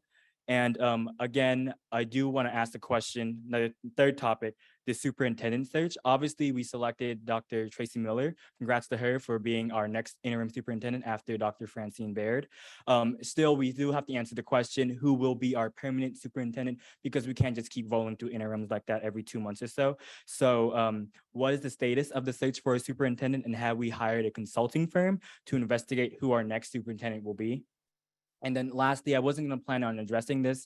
I thought I was just tripping at the last meeting, but I felt as if some board trustees may be taking my photo or videos and photos of people near me during the meeting. And I saw some board trustee do it during this meeting. I don't know. I know that I put myself in a public light, my photos out there. I put my name out there. I'm not afraid to show my name, but I do want to ask, is it appropriate for a board trustee to take a photo of a public during a meeting? Thank you. That's all. Thank you.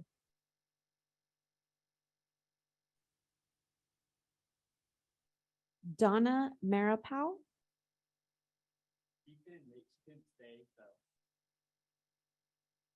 Joellian Johnson.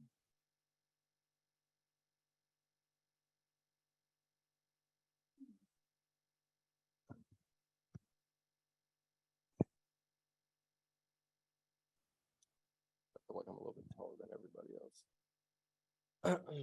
Good evening again to the board.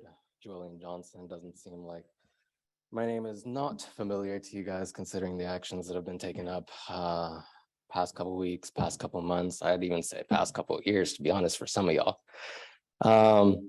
I can tell that no one here has took a peep through your own bylaws. That's for sure, because if you did, I'd imagine that all of your behavior would be really, really different. Let's see. So let's start with the grand jury report. Board of Trustees often made crucial decisions, minimal data and knowledge consideration showed consistent disregard for board bylaws. Grand jury found a lack of transparency, apparent conflict of interest exists that undermine the board's credibility, thereby reducing public trust and confidence in the district.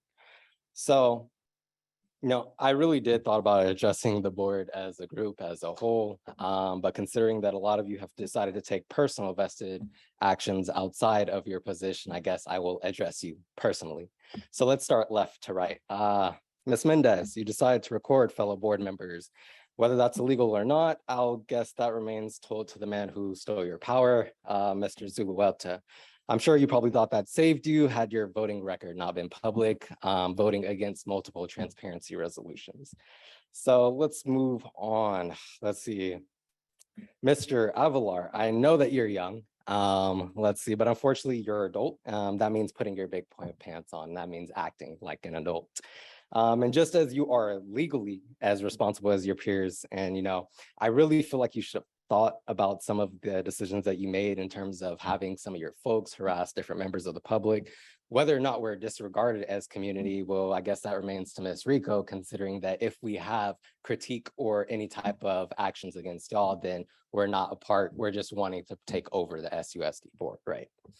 Let's see, Ms. Other Mendez, the center of it all, corruption, misinformation, let's see, fraud and more. See, in 2009, a local attorney sought communications from San Jose's mayor, council members, and staff after suspecting city officials had used private devices and email accounts to conceal dealings. And I'm guessing if I were to put in a request, we might find some different things in the emails too.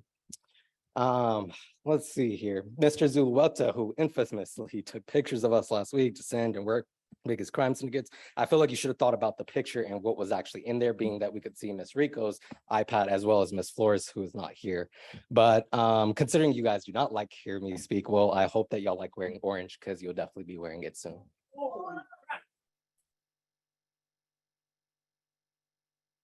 Alyssa Leva.